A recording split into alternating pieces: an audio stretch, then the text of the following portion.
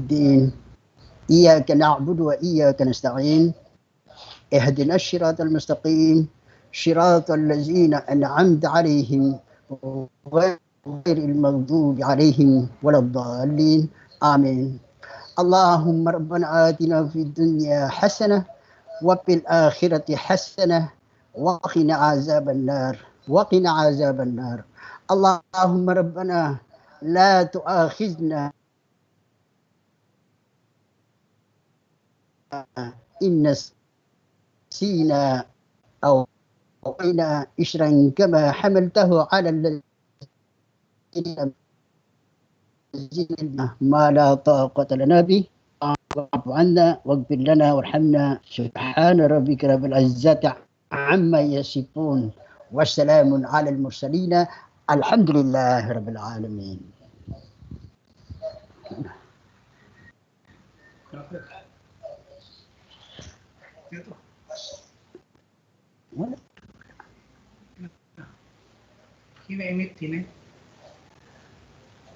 Gani ya?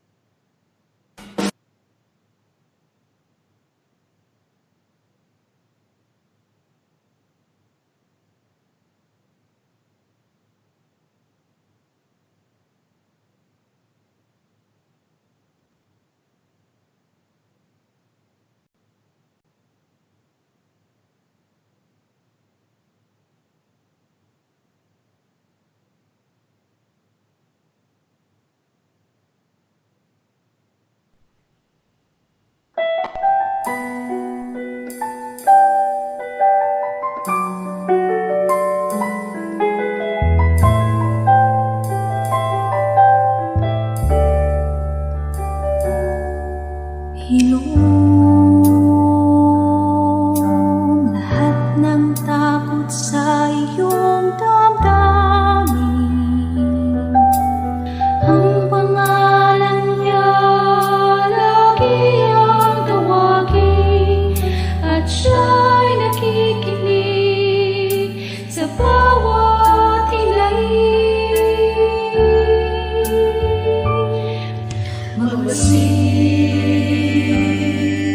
Nagmumulat sa kanyang kapangyarihan. Nabatiin mo pa na siya'y naglalaan. Patuloy na naghahatid ng tunay na kaliyahan. Manalig ka,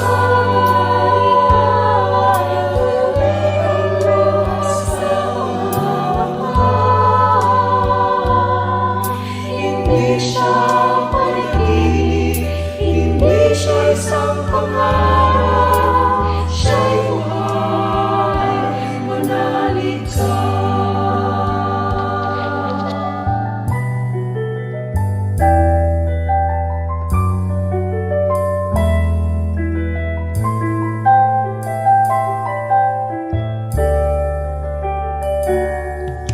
At ngayon, tila walang marating na bukas.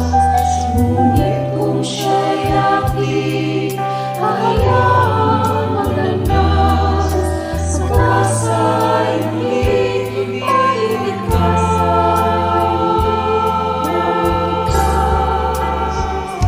Manalig ka, tuyuin ang luha sa mga mata. Hindi siya panaginip, hindi siya isang pangarap, siya'y buhay, manalig ka. Manalig ka, tuyuin ang luha sa mga mata. Hindi siya natutulog, hindi siya nakakalimot. Kay Jesus, manalig ka.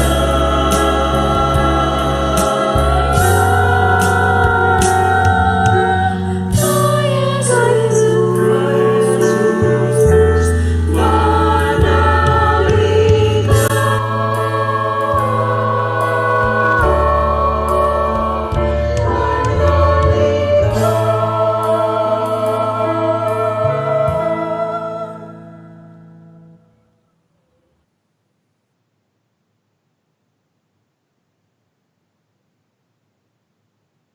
At this juncture, we shall hear a message coming from one of our bosses here in the division of Lanao del Norte, the embodiment of a servant leader. Ladies and gentlemen, our Assistant Schools Division Superintendent. Let us all welcome Ma'am Mary Ann Minerales Aliera.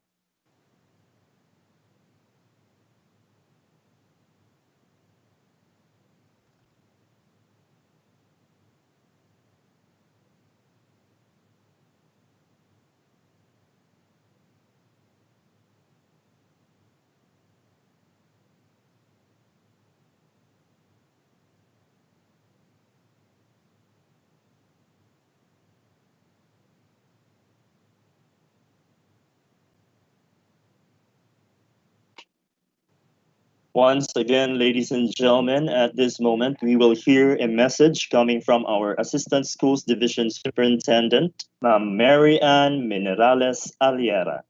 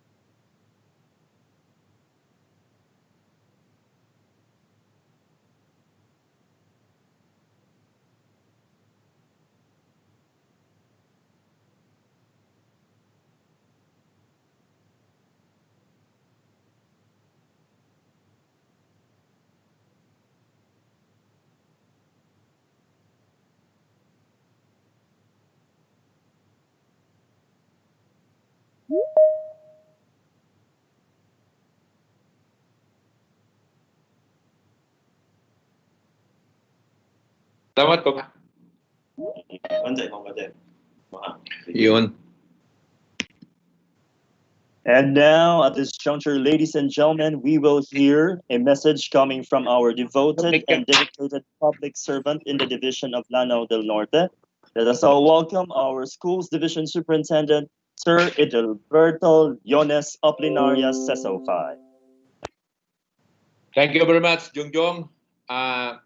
To our Assistant Schools Division Superintendent, Mamirian Alera, to our Chief of the School Governance and Operations Division, Dr. Marie Carti Ablin, to our Chief of the Curriculum Implementation Division, Dr. Mary Arlene Carbonera, all public schools district supervisors, all education program supervisors, personnel of the School Governance and Operations Division, personnel from the Curriculum Implementation Division and from the OSDS, our Administrative Officer, Mr. Armando Pasok, our lawyer, Attorney Myra Lor Armas, our accountant, Tor Ardon, our budget officer, Inday Padayhag, our supply officer, Ms.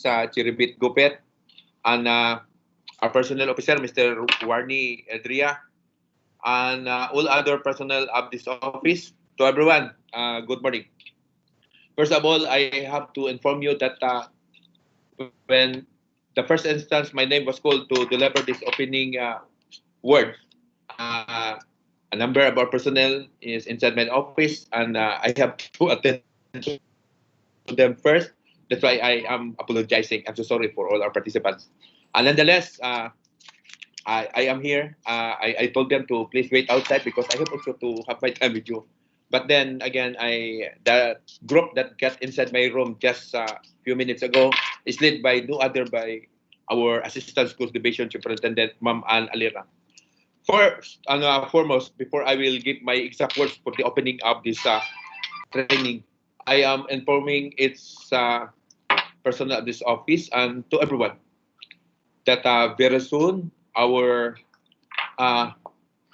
intelligent and competent Assistant Schools Division Superintendent will be leaving her office in Lanao because she is now called for another duty to be at the division of Hingoog City. We will be missing Ma'am Mirian. The fact that she was able to serve here for more than 3 years, I think, and that number of years is, I think, almost the same with the first tour of duty that I have with you in Lanao del Norte when I was assigned also here as your Assistant Schools Division Superintendent in 2009 to 2012. Almost the same period with what I was able to do during my time. And Ma'am Ann is definitely, for me, how I wish Ma'am Ann would be able to serve for at least another 3 years also under my command. But then time will not allow that because the latest order of the Department of Education is for the school superintendent to be on duty in a certain division for only 3 years. And the same with the Assistant Schools Division Superintendent for 3 years. But then the order states that the superintendent will leave ahead of time for 6 months, and the next 6 months will be the assistant superintendent to move. That's what had happened. Supposed to be, I am to report to Lanao del Norte last July of 2019, and Ma'am Ann, 6 months after that, Ma'am Ann will also should have also leave Lanao del Norte, but then should have left Lanao del Norte, but then because of COVID-19 pandemic, their transfer was held in abeyance, and now it's already the time for her to transfer. We'll be missing Ma'am Ann. She is really a good assistant superintendent, and she is also a lady whom I am so confident of to request some errands. In fact, last night I called her to submit a report, an urgent report to be submitted to the central office through our regional director. As we're only given barely 30 minutes to accomplish that report, And Ma'am Ann was there when I called her up. I told her to please prepare the report because I'm already too tired because I have been from uh, a long drive. And Ma'am Ann was there ready. Those are some of the gestures that Ma'am Ann had done to me and to our office that I know we'll be missing Ma'am Ann. So Ma'am Ann, that's part of our life as third level officials. But you know what? I could sense that what happened to me will also happen to Ma'am Ann. I have been here as your Assistant Schools Division Superintendent in 2009 to 2012. And who knows, after the tenure of duty of Ma'am Ann at Hingog City, she will be back to Lanao del Norte as your new Schools Division Superintendent. Okay? I'll be praying to that, Ma'am Ann, because you are the, for me, Ma'am Ann, you are now the next person competent enough and well adjusted to the culture that we have in Lanao del Norte. And you are the best superintendent for Lanao del Norte. I could sense that now after my time. Uh, Thank you so much also for your services to DepEd Lanao del Norte. Although, that is only a practice of my speech that I'll be delivering on Thursday. Kapractice lang ko, Ma'am Ann, and to all of you, practice ko lang to sa whole speech ni for Ma'am Ann by Thursday. Let's go back to our discussion today. Our training is on webinar on distance learning in light of COVID-19 pandemic. As we have learned in the Basic Education Learning Continuity Plan, our Department of Education has to pursue our mandate of providing basic quality education to our children despite the COVID-19 pandemic. And the Basic Education Learning Continuity Plan has it that we have to deliver the educational goods to our children in terms of what we call the distance learning modality. And this is what our training today is all about. Okay? Uh, the topic will be on how to manage our distance learning. This is a modality that we deem it appropriate for the situation of the COVID-19 pandemic that we are experiencing now in the country and in fact in the whole world. So I think this is for me, this is the best time for us to learn, because these are the very nature and the way how we deliver the teaching goods under the COVID-19 pandemic. So my dear friends, sit back, relax, and enjoy the comfort of your homes while we are also learning how to manage distance learning. My advance congratulations to the facilitators of this training, to our personnel from the School Governance and Operations Division, our personnel from the Curriculum Implementation Division, and our personnel from the Office of the Schools Division Superintendent, who are all one in supporting this activity today. Then, while we are supposed to start our classes last August 24, okay, but then due to the pronouncement of our president that we have to prepare the school not only in August 24 but in August 5. So the preparation will continue. That's why we have this training. And also, the mandate of our secretary is for us to continue the distance learning modality and the tryout or the dry run of that distance learning modality. So I give the instruction this morning when a number of our personnel get inside my office. This morning, a few minutes ago, I told them that after this training on how to manage distance learning modalities, then so goes also with our dry run of all schools in the division of Lanao del Norte, because I want all school heads, all teachers, and all personnel in the office to have a personal feel of how distance learning modality will be conducted and will be in use by October 5, 2020, our new schedule for the opening of the school year. My friends, I wish you luck, and once again, congratulations to our facilitators and to our participants. Let us enjoy and learn. Thank you and good morning. Jong, thank you, Jong. Thank you so much, sir. And once again, belated happy birthday to you. Once again, ladies and gentlemen, our Schools Division Superintendent, Sir Edilberto Leones of Linaria. And at this juncture, to state the purpose of this webinar on distance learning in light of COVID-19 pandemic, here is our Senior Education Program Specialist of the HRTD section of our division. Let us all welcome Ma'am Jennifer Ricafort Intong. 4 months now, our united efforts against the COVID-19 pandemic are producing promising results in defeating the unseen threat. Still, our country and the world at large are facing new challenges brought about by this unforeseen public health crisis.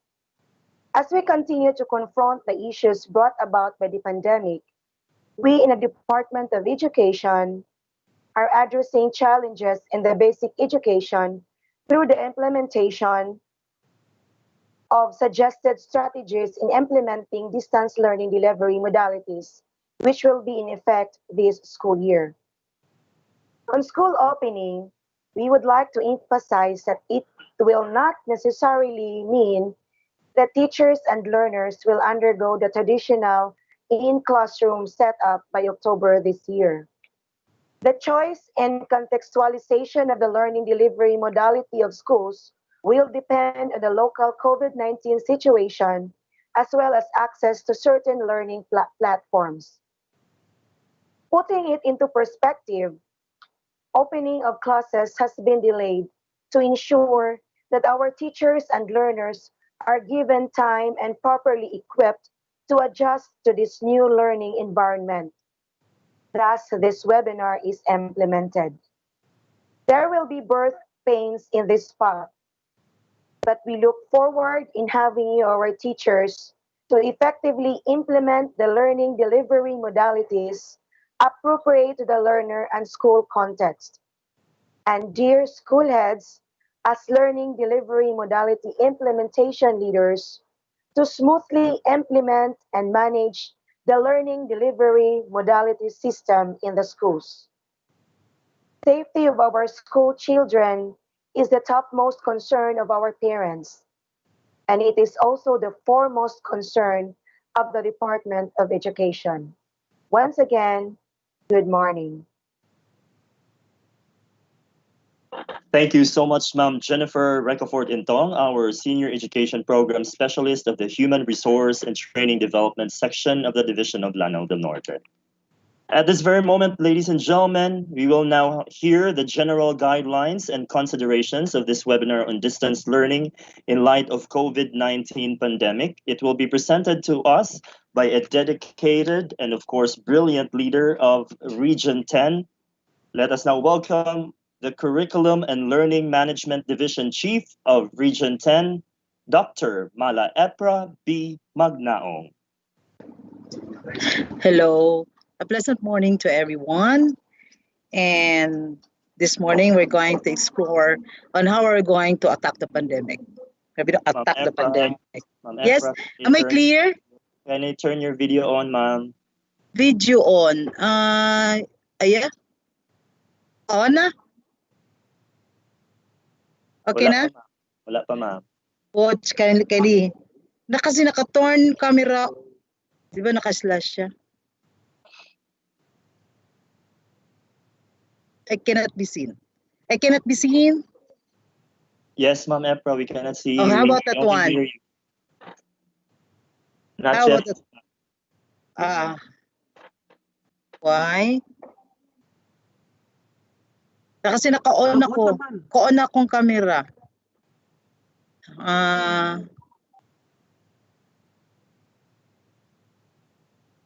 Ay, baka ang camera ko dito. Excuse me, ito pala. Okay. Okay na? Okay na? Am I okay? Hello? Wala pa gyapon, ma'am. We can still see you, ma'am. But you can hear me. Yes, ma'am, we can hear you loud and clear. Okay. What happened to the camera? Okay, sige. Kindly call Fatima, our ICT. Okay, while you cannot see my pang Miss Universe na face, I'm going to, start my intro. Anyway, I'm going to present also my, presentation. So therefore, a little bit, dili na ako makita akong face. Okay, kindly call. May I know if my presentation makita? Yes, ma'am, we can see it. You can. Baka Yes, ma'am. meron akong isang, excuse me ha. Kaya, again, okay. I'm calling our ICT officer for this CHES. Okay, a pleasant morning to everybody, especially to the birthday celebrant yesterday, Sir Ed. Happy birthday, Sir Ed. May God continue to shower your life with good health, peaceful life, and greater journey in your career as schools to be superintendent. And would like also to extend my good luck to my dear sister, Ma'am Ann, for another assignment. And I'm so proud of you, Ma'am Ann, for your achievement in your career. And most of all, I know pretty well that you perform well in your first assignment as Assistant Schools Division Superintendent. Thank you very much, Ma'am Ipra. Hey, thank you, Lord, for another year in life. Now, salamat. Thank you kayo. Ma'am Epra, Yeah. thank you for answering to the call Yes. when on a Sunday I called you up at past 12 o'clock. High noon, I called you up about concern on Yes. managing So, distance education. Thank you for positive. Anak good ka ko anak ko igsuon oy, and I'm happy na your performance, pero I know you need to be assigned to another division, and one day basin mo ato na po ka sa kong islas kamigin. Now, Pero thank you, Sir Eddie, for the direction given to all of us. Now, may I know if my presentation okay na? Okay na, Ma'am Eps. Makita na? But I cannot see. Ikuan lang. Baka. Ayun siya lapit. I-zoom lang. Zoom lang. I-zoom na ko ang. Okay, sige. I-zoom ang akong presentation. Bakit? Dako ang ma'am. Zoom out. Kasi Microsoft Teams siya. Kuan na lang. Kanang slideshow.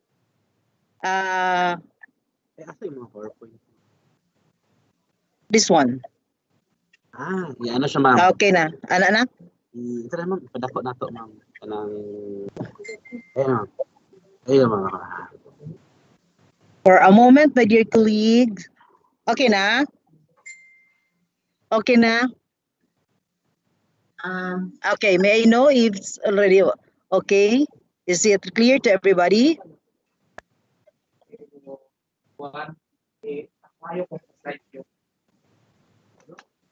Again, ma'am. Again, sir, kailangan? Slideshow. Naka-slideshow man dito sa akin.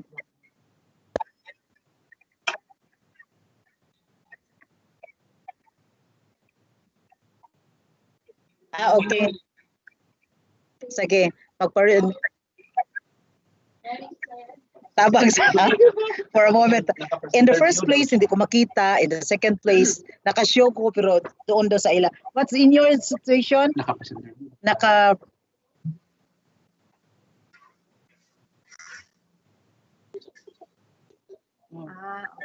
Okay, sige. For a moment, I have my offline rescue here.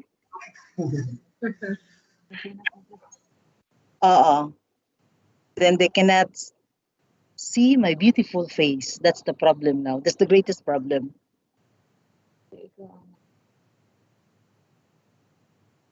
For a moment.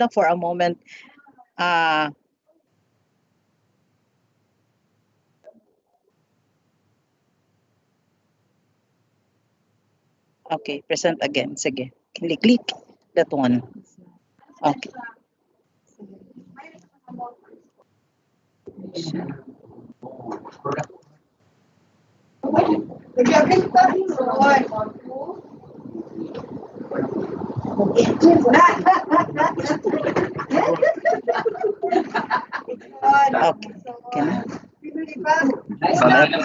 Okay na? Yes, ma'am. Okay na, ma'am. Okay. Sige. Thank you very much. But still, you cannot see my face. Wala pa gyapon, ma'am. Okay, sige. Okay na. No problem. This morning, we're going to explore on what are the suggested strategies of distance learning delivery mode and how to facilitate distance learning, and what are the duties and responsibilities of the region, the school, the division, the school, the teacher, the advisor, the learners, and of course the parents. So this is our learning approach to pandemic. Ma'am, okay, this is what happened to us. When our secretary declared na walang face-to-face, then nag-release sila ng isang memorandum. Because wala siyang face-to-face daw, what we're going to do is we have to implement the distance learning delivery modalities for school year 2020-2021. We know pretty well that our honorable president uh, will only declare the face-to-face until such time that there will be an available vaccine.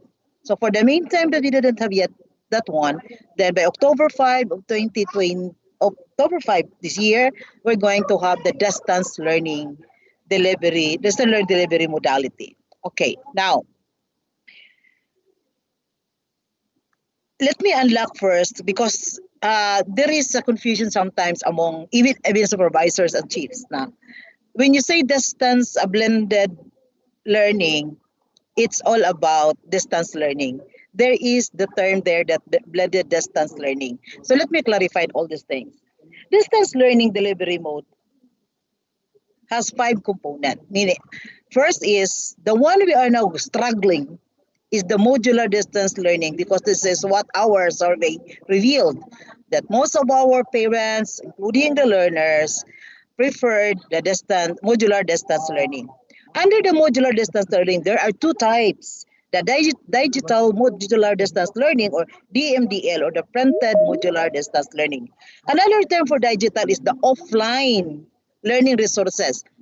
It's a, what is that? A material uh, that is being saved in a USB, or it could be, what is that, found in your laptop, pero pwede siya makita ma-read anytime. So we call it as digital, or print. Another one is printed. That too falls under modular distance learning. Another one is the online distance learning. And then this one needs the internet connectivity. And the other one, TV video or radio-based instruction. Under that one, meron naman tayong TV video na SLM based, meron tayong TV video MELS mapped, meron tayong radio-based instruction. In DepEd Region 10, we have TV video SLM based. We focus muna with that, as well as the RBI. And we have the blended distance learning. When we talk about blended distance learning, it's not wala siyang face-to-face. It's only a combination of all other distance learning modalities. That's why they call it one as blended distance learning. So since we're not allowed to have the face-to-face, then the next thing that we're going to discuss more is how are we going to deliver this one. First, let me focus on the guidelines. We have to deliver the teaching and learning process by October 5.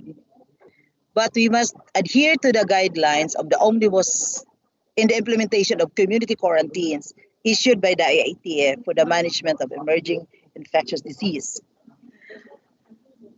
Under that one, the school, the learner, the parent may what is that? Can have may change the different type of modalities not possible based on, but not limited to any of the following: health and physical distancing protocols, availability of public transport, changes in health of the learner, learner's assessment showing that the learner is not doing good, or indications of report of negligence. Meaning, under this one, balik ko, if we're going to implement modular, then the next semester the child will have to change. Then the child can change the type of modalities.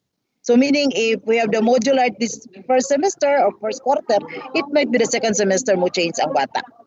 That is, in our scenario, in our own context, depends upon of our availability of the materials also. Pero kung wala, we don't have a choice. We cannot let them change, because one thing that we should to consider is the material for that. Then the resources for that, what you're doing now is the printing of the C or locally developed SLMs, You can have the video lessons. That's why we are working so hard that we can produce the radio-based instructions and the TV or video lessons, the activity, the worksheets, the interactive e-materials, teacher supervisor made LR, or the harvested learning resources. These are the resources that we can use in this time of pandemic in this way of the delivery of our teaching and learning process. Another guideline that is emphasized is in every region, and especially in the Region 10, and we are so happy that Region 10, with the leadership of Director Bayokot, is we're able to produce our own material. Because if we just depend on the material given by the CO, then I don't know what happened to us now. Because the CO failed to produce or did not perfect their promise to us that they're going to provide us the materials. It's not complete. So good for Region 10 because we're able to make our own materials. And congratulations to everyone. Congratulations for all your efforts. I know it, how per division work hard as well as in your division. Now, the self-learning modules, the SLMs, that what we develop is what we are now using most, I think most of the divisions, the 14 divisions, is because most of the materials from CO is not complete. And we converted it one. We are now in the process of the conversion to digital formats using the Kotobi. Then we have also the videos, the radio, and the TV. Now, if ever during the class na student failed to meet the expectations, the teacher must have to provide remediation. Again, learners who are not meeting expectations shall be provided with remediation, while those who may accomplish the task as contained in the SLS shall be given enrichment activities. In other words, if we're going to interpret the guideline, the teacher will have to make also their own materials. Teacher-made materials, because the director in the implementation of this distance learning delivery mode is the teacher. Siya ang may alam. So, if looking at the monitoring plan that the student didn't get well, then teacher must immediately make an intervention. Now, to ensure that learners are on task and are guided on what they're expected to accomplish in a specific week, teachers shall prepare a weekly home learning plan. We will discuss that one later. What is that weekly home learning plan all about? In the K-12, we need to contextualize our materials. As so, with this kind of learning adventure we have, new learning landscape we had, we have to ensure contextualization and integration of learning content. Then, the learning facilitator or households like parent or a sister or brother or other members of the community must be the responsible adult who should be able to guide and support the learning process of the child at home. Therefore, I hope at this point of time, Lanao del Norte Division already completed, perfected the orientation of the parents, because they have a very great task on how they're going to deliver this learning process without the presence of the teacher. And we need to do some capacity building, facilitating distance learning. And that is what we are doing now. Congratulations, Lanao del Norte Division. Next. Muna siya ang pinaka-dugay ni nga pangutana before. For learners without available learning facilitator at home, because when we solicited questions about the orientation for parents, there is greater questions there. Unsaon na mo pagtudlo? Unsaon na mo pagtabang sa bata kung kami nagtrabaho? Or unsaon pagtabang sa ginikanan kung ang ginikanan mismo di kabasa? So for learners without available learning facilitators at home, take note, my dear colleagues, subject teachers or a cluster learning facilitator may conduct home visits following social distancing protocols. So you're allowed to go there. As ensure lang that you're going to follow the social distancing protocols. Or they may communicate through text messages. Kung dili gyud madala, so kung naipod, pwede tawagan na lang ang bata, live chats or phone chats, or through any means of communication that the only for the teacher to provide assistance or remediation. So kung di makaya sa home visit, in other ways, basta lang di lang gid mo magkita sa what is that tawagan in a large group. You can visit. Pwede po mo magkita tingali no in a place nga what is that appropriate for the child, but then take into consideration if it's minor that the child cannot get outside the home. Now, ako ning gipula because you have to go some home visits, calling or if not, you have to communicate with your learners. Teachers or may be provided with load allowance and traveling expenses chargeable against local funds, subject to availability of funds. Subject to availability of funds and applicable rules and regulations. So that's it. Pwede matagal allowance ang teachers or learning facilitators depending upon the availability of funds and subject to the rules and regulations. Another is, I know if nag-move ang aking presentation because it didn't move. Okay. Another is, ensure that the school, parents or guardians, and the wider community have reached degree of shared responsibility and accountability and responsibility for the learning delivery modalities. And I hope this is totally being explained, advocated during the orientation. Another is provide appropriate guidance and support for the learners. That is for the school administrators, teachers, parents, guardians, and community partners to ensure for the learners to perform well in this new learning experience. Because actually it's not new. This is not new. This distance learning is not new. We have the open high school. The open high school is following the blended learning, a combination of face-to-face and a distance. Combination of face-to-face and module muna ang open high school program. But this time is totally distance. So therefore, murag something new for us because we're used with the traditional teaching where the student and teacher have to meet in the classroom. This time, the learning, we have to ensure, this is the challenge to everyone. Sagid kinay ka pangutana, how to ensure that learning will take place even without the presence of the teacher. That is our greatest challenge to all of us, teacher, administrators, people in the division, people in the region and the national. Paano talaga? You have to ensure that. That's why we have to ensure that we have a very good planning system to follow so that we can really, we will not sacrifice the quality, even this kind of learning experience.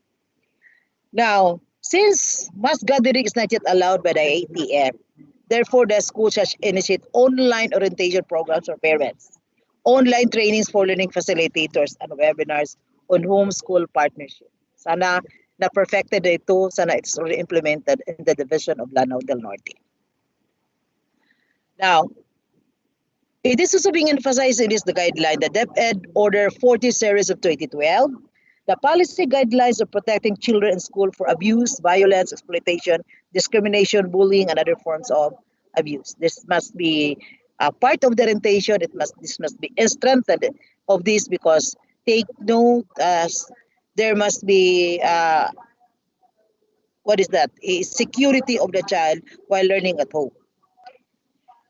So if ever there is a dysfunctional of our BCPC, the Barangay Council for the Protection, so other organization, faith-based organization can be tapped in ensuring that the children will be free from violence and other exploitation.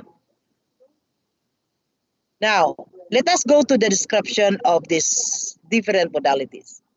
Digital modular distance learning has two types. I told you, digital and printed.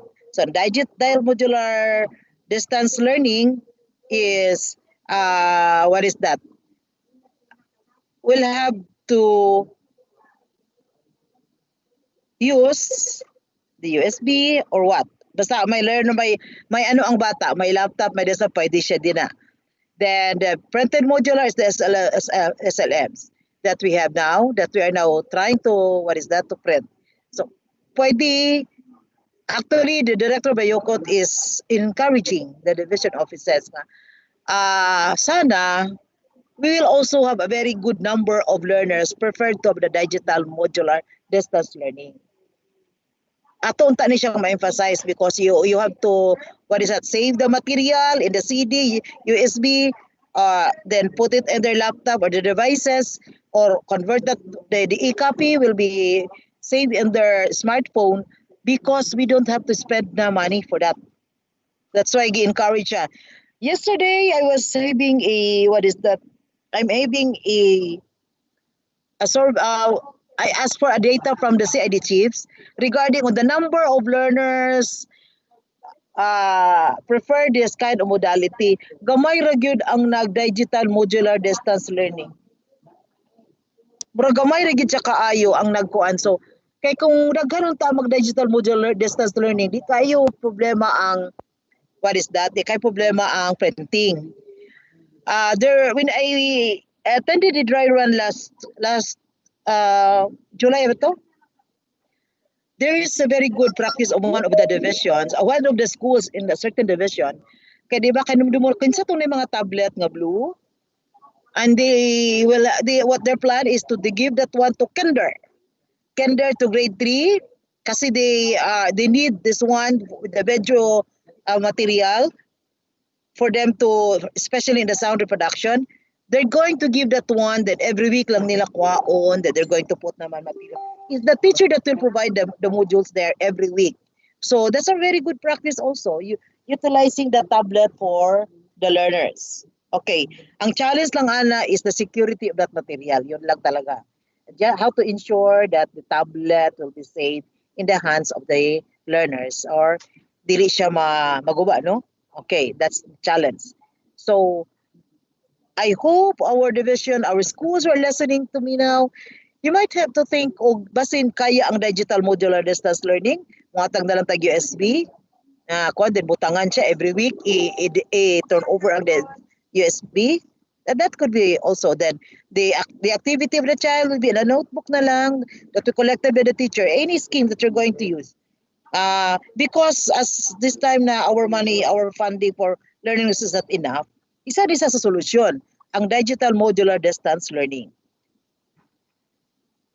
Now, ang pinaka na type of is that online distance. Kanina siya ang pinaka ko. If we're going to talk about lugar ta nga efficient and also economic side of it, kay we don't have to print online man siya.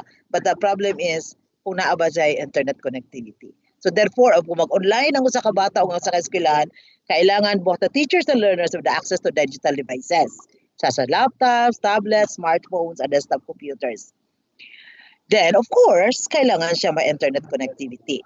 For the Department of Education, ang recognized na learning management system are the Edmodo, the Google Classroom, the Schoology, or the Moodle. The Moodle means Modular Object-Oriented Dynamic Learning Environment. Okay. Now, the Edmodo is the tools. Edmodo provide the learners and the teachers the tools and the resources to manage classrooms, engage students remotely, offering a variety of languages. So there is what we call as an engagement between the teacher and the student, as well as with the Google Classroom. Maayo gini sila sa mga remote learning. Itong tuwa sa layo kaayo pwede gini kay siya gamiton. Or we have the Schoology na apps to support instruction, learning, grading, collaboration, assessment. This is more on assessment. Schoology, gwapo siya gamiton for assessment, online assessment using the Schoology. And the Moodle. The Moodle lang daw is wala siya it's more on creating lessons and curriculars and informed class calendar of activities, subject assignments, quizzes. It's more on that. Ang ato ICT unit is using the Moodle as the platform and learning management system. Okay, so these are the recognized Edmodo, Google Classroom, Schoology, Moodle. Now, but you're not limited with that. So if there is a software that allows the school to administer, document, track, and record the progress of the learners, then it's okay. You can use available learning management system.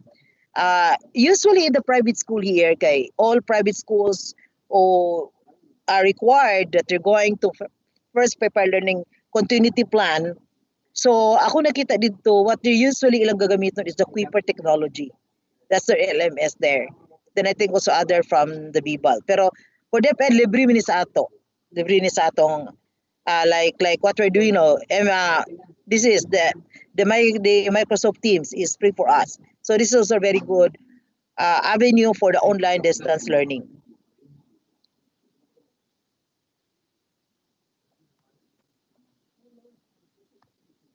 Another is kani ang pinaka thing that we're going to remember.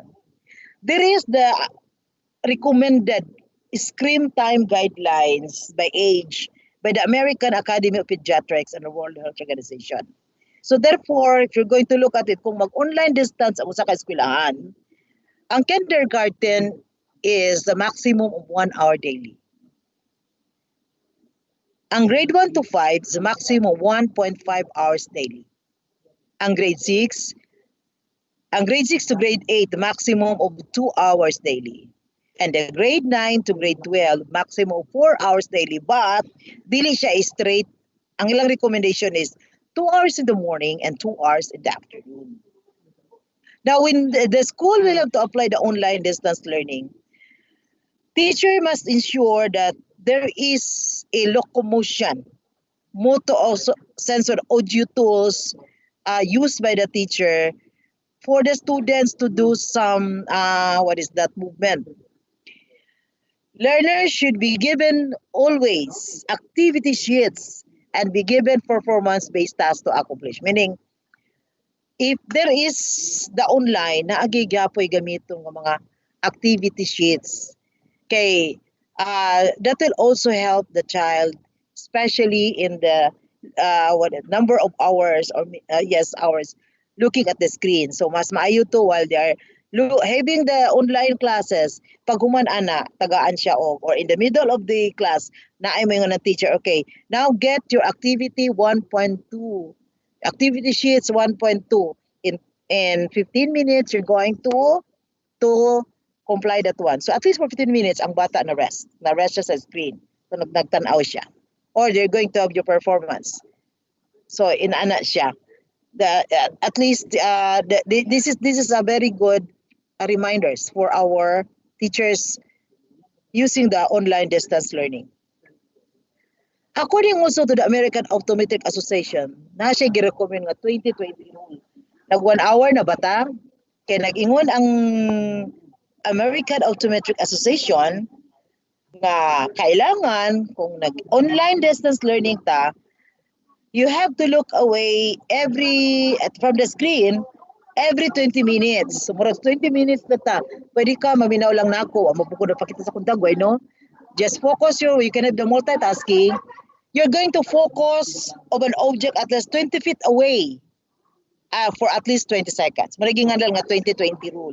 So if you're going to have an online class, mga maestra nga naminaw na ako, you have to remind your student to look to, what is that? Say for example, you can have, okay, for 20 seconds, I'm going to play this music, kindly stand up and try to look at 20 feet away for at least 20 seconds. So while you're listening to me, you can stand up, look away from the screen, then mga 20 feet away, tanawa ng 20 feet sa imong opisina, wala ba ka sa imong balay, then for at least 20 seconds. That is one way of helping also your eyes.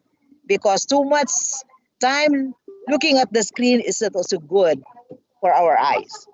So it is recommended nga ang bata during the online distance learning should walk away from the screen for at least 10 minutes every hour. So teacher handling this one must have to remind, naagi na sa kilid. Pagi mo siya og kuan kanang notes ba or siya na siya timer. Pag mo kuha na yung timer, then mo ingon siya, okay everybody, children, I'm going to play a music, then you're going to stand, then be back after a few seconds or a few minutes. So at least 10 minutes every hour mo tindog ang bata. Okay. So pwede siya mag-listening, mag-audio lang sa siya.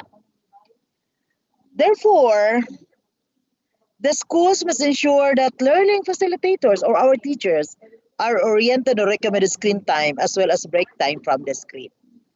So again, we have to follow the 20-20 minutes or 20-20 rule, and children should walk away from the screen for at least 10 minutes every hour. So in planning and making the what is that the plan, the teacher must have to ensure that this is included in the planning of the weekly plan of the teacher. Okay.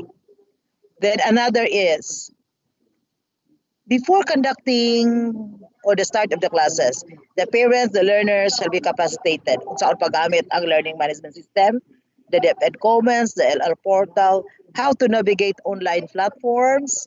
Like us, marili pa gid gali kayo mi hanas, kay manawag pa mi sa among ICT. And the discussion of that capacity building should focus on online security and protection. Take note, this is very critical. You have to include in the online distance learning how to ensure that there is no abuse there happen while looking at the screen. You know, Baya, what is if you are in the online world, if you are the the WW World Wide Web, if you are there at that platform, you can see everything. So how to ensure that the child will not go to that site that is very uh, bad for them, or site that is should as learner must not look at it. How to ensure that one? Look at try to discuss digital footprint. Try to look at the study of it. Then promote digital honesty, meaning kasi in the what is good now in the internet, you can just get everything. Then basin ang bata nagimong assignment, then not looking at just getting the work from the internet, then not recognizing that one. So you have to ensure or promote digital honesty, and of course the parental guidance and supervision on that. That's why as parent, as teacher, you have to help the parents understand that they need to be guided. They need to guide our learners on the proper way of using that one. So kung mahimo gali kung magamit, taguan ang tablet. Now, ang eskwelahan sad using the online distance learning must have to organize the professional development. So kaning mga maestra that will handle the online distance learning will have to form a group and organize yourselves for you to share each other, for you to understand the use of the LMS, and in your particular learning action cell, you can discuss on how to uh, do the uploading of documents, how to do record the video lessons, audio lesson, the self-learning modules, the typing discuss, how to do jump typing or discussion post, moderating virtual collaboration, navigating modules, and the most important one, designing assessment and an online environment coaching. How are you going to do that one? So among yourselves, all those teachers handling online distance learning, you may organize yourselves and do some professional development for you to have a very effective and efficient way of the delivery of the teaching and learning process using the power of the internet. Another thing that we have to consider in the online distance is that it must be collaborative and engaging. Tana karon wala sa kon magini pa collaborative and engaging nga online ra ba mi. Therefore na mga online tools, diba, na ay mga games din na nga mga magamit nimo. Then you can use that one. It's also provide also tools, their online tools for giving feedback, comment, rating, and observe digital empathy to foster cooperation and teamwork.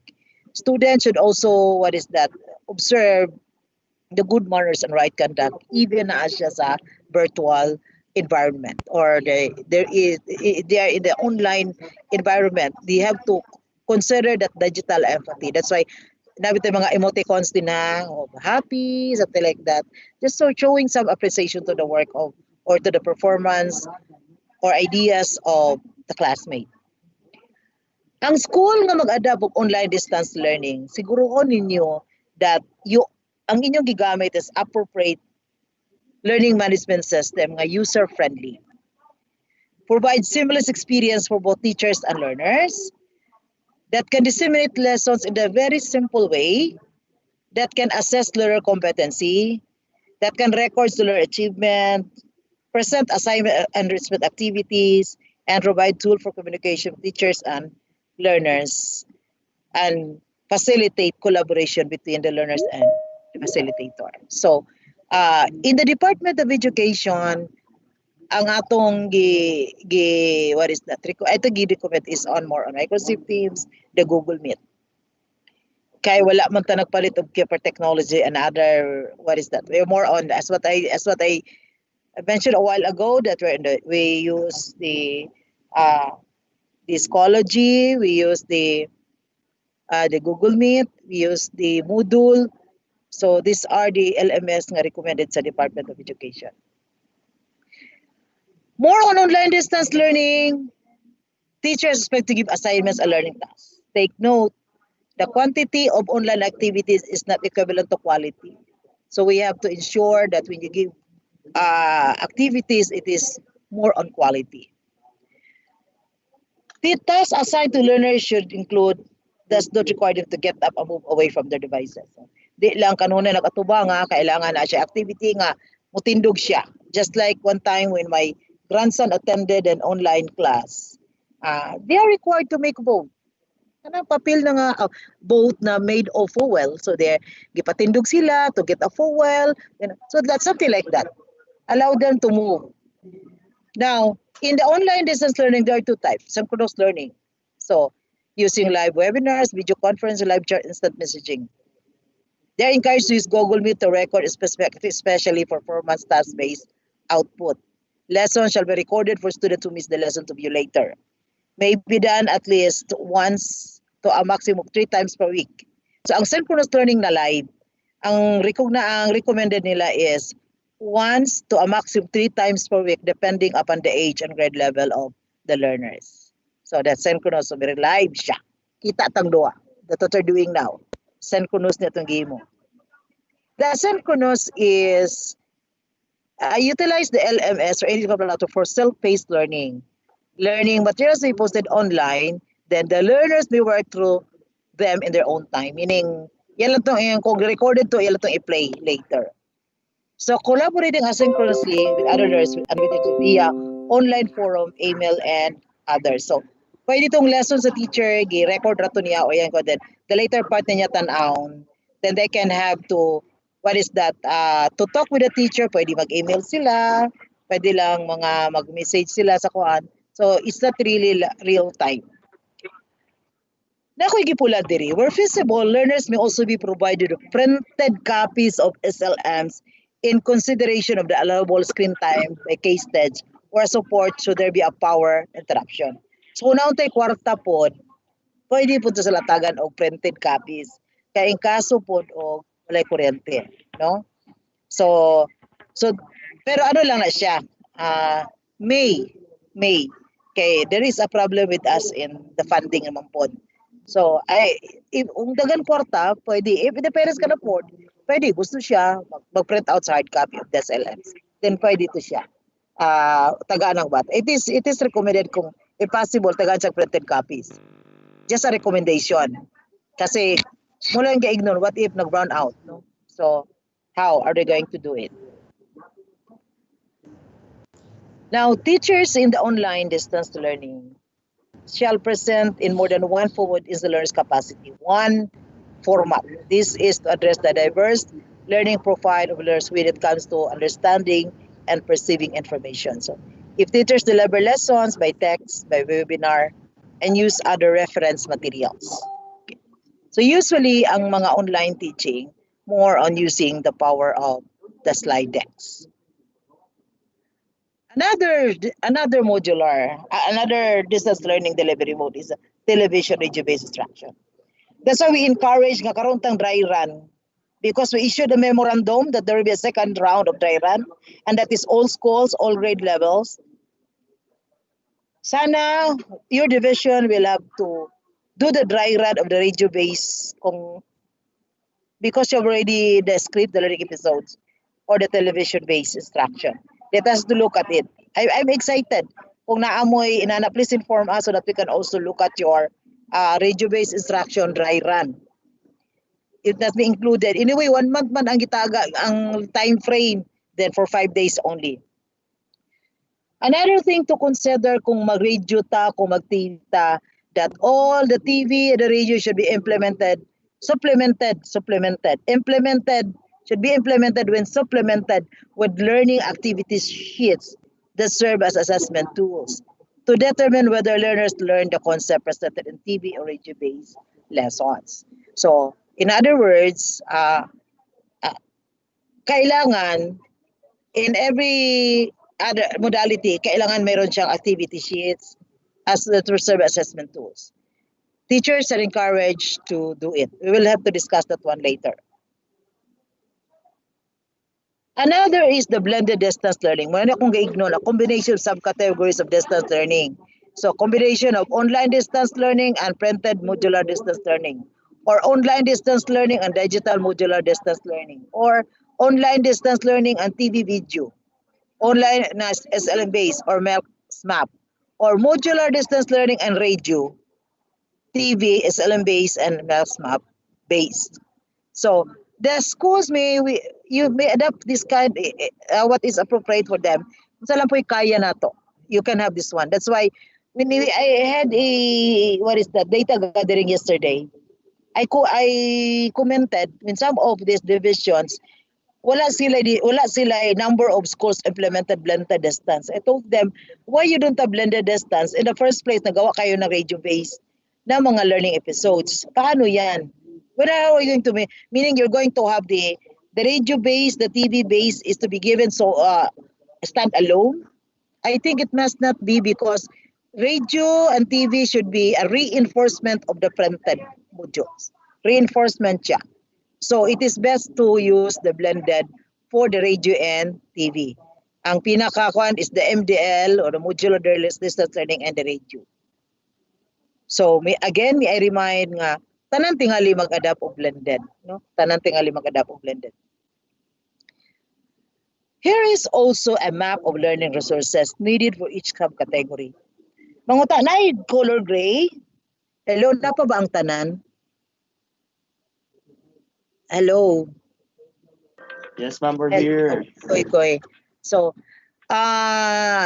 if you're going to look at the screen na ay color gray, mo ba nyo nakita?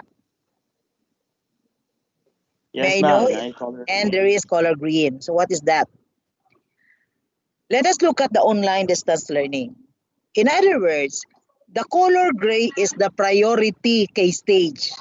So kung mag-offer ka online distance learning, ang priority ana ang junior high school and senior high school. Priority itong term. Pero kung mag-offer mo ka na available nga good for grade, that's fine. Okay, now, so ang priority for the online, this is from the department or memorandum, the case stage 3 and 4, meaning the junior high school and the senior high school. Kailangan ani niya ang online nga learning SLMs, online activity exercises, offline digital or offline activity sheets. So, this is the priority. Pero moingon nga printed modular, tanawa ang printed modular, pulos green tanan. Pulos green tanan. Meaning priority na to all case stages. Case stage 1 to case stage 4. Ang resources, of course, the printed SLM and activity sheets. If you're going also to look at the TV, video, RBI, delivery, priority sa TV, radio ang case stage 1, meaning the Kinder and Kinder 2, grade 3. They need that one. The video lessons, they need that one. It's because, especially for sounds recognition, no? Young people, the beginning learners, the beginning reader, the beginning learner for numeracy, they can learn more if they can see.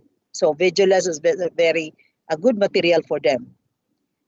Then for the blended, it's recommended to all case stages. So these are the recommendation on what particular learning resources, particular case stages, appropriate case stages for certain modalities and available learning resources required.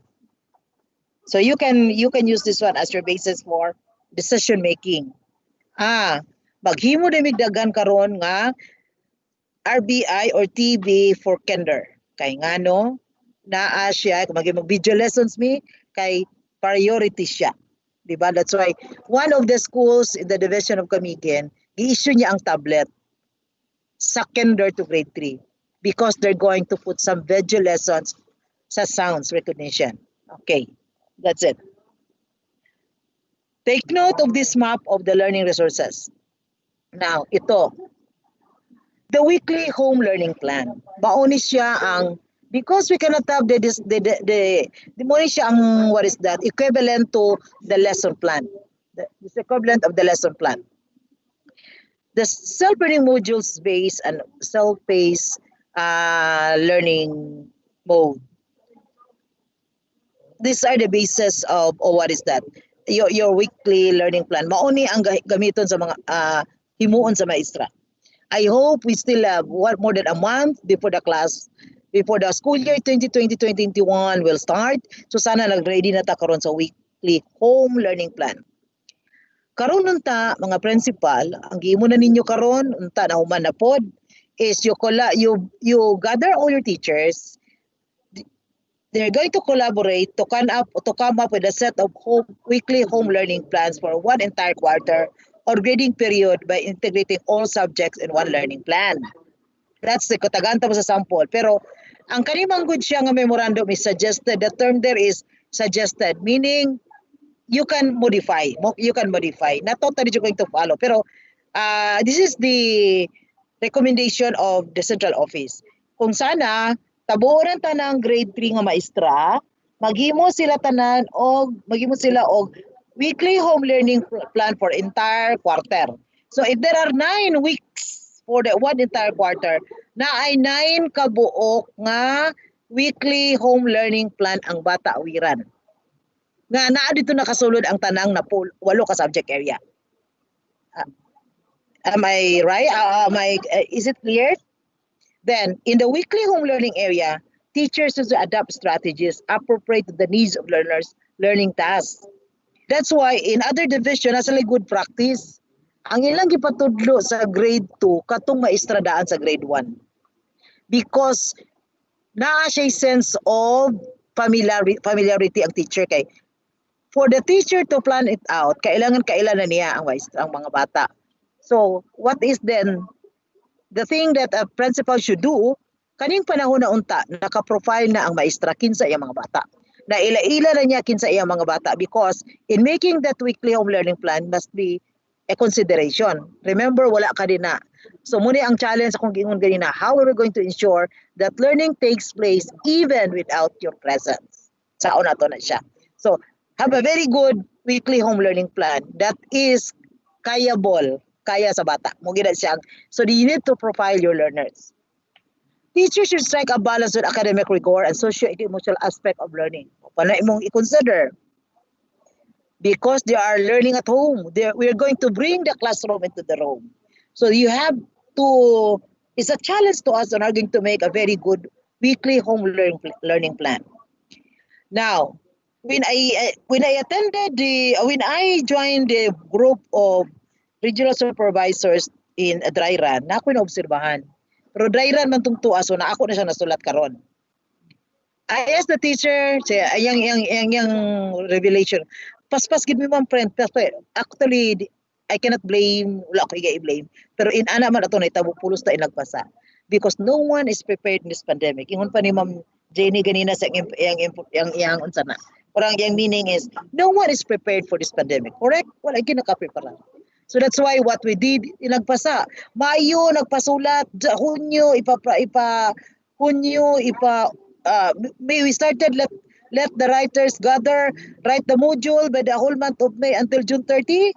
Pag June 30, evaluation, inana, then imagine we're doing a gargantuan task because it's material from kinder to senior high school. Dako kay tagi mo. And thank you very much for that. We were able to do it. So now, the task is, kung imo na po ng estudyuhan ang mga modules. Why I say teachers need to read a study? Kay idili ikaw nagsulat.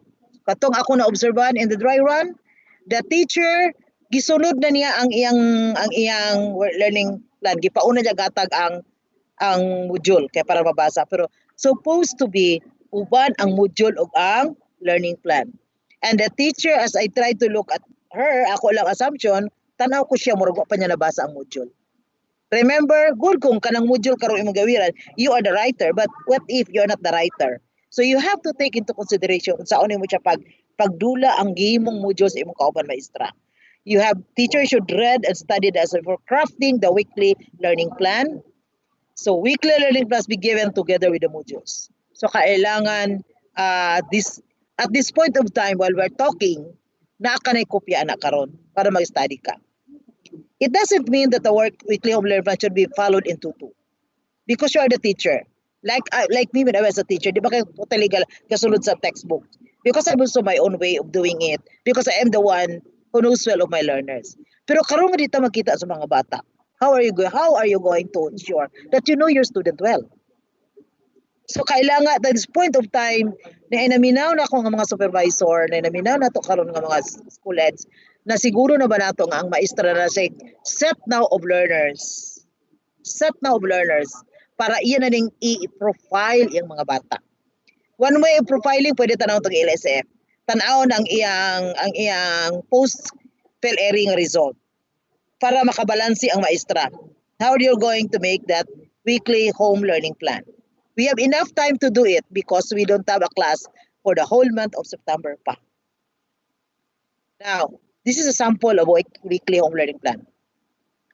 Kani siya nga week 1, quarter 1. So example is September 7 to 10, 2020. Tanawa ang iyang gihimo. What are the components of the weekly home learning plan? Tanawa ang component, na date and time, na learning area, na learning competency, na learning task, na mode of delivery. So if you're going to look at it, sample ko raman siya, pero inyo tumasaw ang what is that? The memorandum. Whole week ni siya. If you're going to look at it, sa akong pakita. Sa September 7, Monday maluga na. Ang subject sa bata sa morning, 9:30 to 11:30 mathematics. Lunch break din siya pagkaudto. Then 1 to 3 Filipino. Pila ka subject sa adlaw? Kani nga sample kani nga sample. 2 subjects. So for the whole week, na-cover goods ang 8 learning areas. Muna ang ilang sample. Now, you have to look at kaning imong learning competency and learning task based na atong modules. So imo naman lang na kumpyahon. Pero imong i-modify ang learning task because you have to consider nga ikaw ay nakaila sa bata. Ningon ka karon. I have 30 students. Pero ako man yung mga estudyante atong grade 2, kasagaraan di pa maayo mo basa. So pwede mo modify muna. Like you're going to make your own way of doing it. Try to study. These are suggested strategies. But then the best plan also will be from you as a teacher. We are just making the guide, just giving you the guide on how to do it. But I believe you can also make your own way of doing it because the bottom line or at the end of the story, ikaw man ang motusgira. Ikaw man ang matubang, no? I mean, ikaw the teacher. Okay. We the supervisors will have to try our best to guide you and to help you, to assist you. And pinaka challenging na part is the learning task. Now, any question muna before I'm going to continue. What is then your point with this? We have teachers and supervisors. Maybe somebody will ask on me with this. Anything that you want to ask from me regarding the weekly home learning plan? Any question? So, kung walay naminaw. Okay, any question? Yes? Oo. Okay, so later na. Okay ra. Okay, sige, let me continue. So again, this is a sample. Kung tingali, human natong istorya ron, The school principal have to go back to the school and try to study that one. Okay. This particular material or sample is appropriate to you. Or moingon ka ba nga, makanya-kanya mi, lain ang papel sa mathematics, lain ang papel sa kwan, pero dagan po hawiran sa bata, no? Pero kani akong tanaw, murag pila ni ka pages? Pila ni ka pages ang weekly plan, murag dagan-dagan sa ni siya kay weekly plan malagi siya, plan siya for the whole week, covering the 8 learning areas. Okay. So mo depende ni karon the way you're going to make your scheduling. So look at that one. Tanana to ang mata. So mathematics, illustrate well-defined sets, subsets. Consider the following. So muna yung learning task. Then answer the following. What is the of set B? List down all the subsets of B. Muna yung activity. Unsay mode of delivery.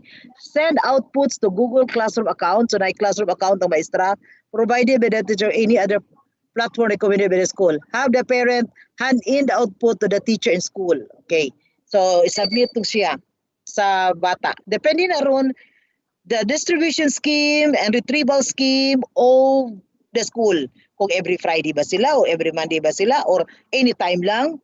Kaya naaraman ng mga maestra sa classroom. Okay? Now, this is again the most important thing. If you have the weekly learning plan, kailangan ang monitoring plan. Now, if you're going to look at it, depende ron sa school or sa division if you're going to do some modification. Kay kani siya is learning plan for the 8 learning areas. Usa ka plano siya. It could be said pwede nga 1 learning area, 1 plan. Depende ninyo. Kay suggested man gud ni siya. Now, pero mga igsuon, individual gid niya. Ang kadtong weekly learning plan ihatag po to individually sa bata. Pero one set of copy for the whole class. Example, dili mo what is that mo himo plano ang maestra lain ani. Kana kung if there is a call for individual tingali pod, balikan ako ang weekly. Ang my point is namigi na student one time with the SPED kung naa kay bata inside your class na mainstream ng mga SPED learners, kailangan tingali siya another type of weekly home learning plan. If you think na ay bata nga imoan siya lain, kung dili makakaya ni siya mukauban ani lain ang iya, then I think you have to do it. Because why insist of giving this plan to a particular student and you really knew na di niya kaya ni anong po gusto na nato, no? So I think the teacher must have to prepare one for that. Tingali ang sectioning should also be considered, no? Ang mga bata nga 75, 80 below, lain siya nga plano. Ang higher, lain po nga plano. The school must have to decide the best way for that. The best way. Istudyohin lang gid ninyo ning weekly home learning plan. How are you going to deliver that one? Nga, you will not insist on using the plan for a certain student whom you think is not capable of doing it. That's insane. Ipugos gid nimo di sa kabalo. Diba? You have to, to modify your plan. So kung tingali na kay 30 ka bata, tingali ang 20 ingon ani, possibly ang 5 lain, then you have to do it. You have to do it. Because you have to consider the learning ability of our learners. And especially katong mga problema, pinaka-problema gid is katong with a very, critical problem when it comes to reading ability level. Kana gyud pinaka-problema gid na kay nato. Pinaka-problema gid nato. Okay. By the way, may remind nga ang the first week class of on October 5 is more on mental health. So dili more on the lesson. It's more on that. I think one of our units already issued a memorandum with that. And the SGOD, I think you know it well. What are the materials for that? It's on mental health standards. Okay, let me proceed. Balik ko sa individual monitoring plan. Individual niya, so kung nakakay 30 ka bata, na 30 gid ka ingon ani. Because it's individual. Unlike the weekly nga dotagan sila og sa pro nagimo na usa ka plano kani gud siya. What is critical with this is you have to provide is intervention after knowing the learner's needs, after knowing the problem, after looking at it. Example, sa napulo ka sa English, sa napulo example for an activity, usa ra gid ang nahatag sa ato nga bata. So, you have to do some intervention. How are you going to do it? How are you going to assess on it? I would like to tell you na until now, wala pa ginakatag sa CEO sa grading system policy, the grading system. Kasi tanawag ko na yung learner status, significant progress, mastery. Then what is the baseline of telling us na insignificant, significant, mastery na ang bata? So nakakita tayo basis for this. But then, as teacher, you are trained for that. You know it, balo man tamo tanaw ang bata na significant progress, insignificant progress, or na master na niya. You know it. Pero as to the black and white, nga gikan sa CEO, wala pa sila kata. We are still waiting for that grading system because RD ba you could keep on reminding them that we need all the policy on that, even the attendance. Kasi in the open high school program, wala may attendance. Diba? Katong daw implementing the open high school program, there is no attendance there because that is flexible. That is flexible learning option. Wala siya specific date. Depende lang sa agreement to the teacher and the learner. This time, labaw na giniway attendance. 2 hours siyang balay. Lugar may kag di man ka makaingon nga absent siya katulad siyang balay. Correct? So therefore, there is no attendance. But we don't have yet the policy in it. We don't have yet. So we are still waiting for that. But as I believe they will give us that. What is that policy, especially in the grading system? How are you going to make it is described? Numerical bagyapon unsa ba? But what is good here is muhatag kag imong intervention. Intervention. How you're going to help. In my previous slides, I emphasize nga if teachers upon looking at the outputs of the learners need to be remediated, then maghimo siya remediation. Kung maayo ang bata, tagaan siyang enrichment activities. These are some of your intervention. How are you going to help the student? If you're going to look at it, this is new to us, pero I believe masanay rataan eh. No? And we will pray nga mawala ni because mahirap din wala maestra, mahirap gid siya, no? When you try to look at it. And very expensive kung wala di ang maestra. Kaya we have to print a lot of materials. When I was a teacher, when I was still handling classes before, I usually make my own materials. But then this time, kailangan mo a lot of things to consider, especially in the economic side, no? The funding requirement with that. So look at the individual learning monitoring plan. There is the intervention status. Learning is not significant in a timely manner. Intervention strategies need to be revised. Kailangan ka mag-revise kung tanaw mo di mayo. Learning is making sibling of continue with the learning plan. Learning has reached master documents in learning plan. So therefore, kung ang imong nakita nimo nga there is what is that not making significant progress, therefore your strategy should be revised. So you have to look at that notes there and the monitoring day. If you want to do some modifications, up to you. Basta what is the bottom line here is you can monitor the progress of your learners individually. This is very important.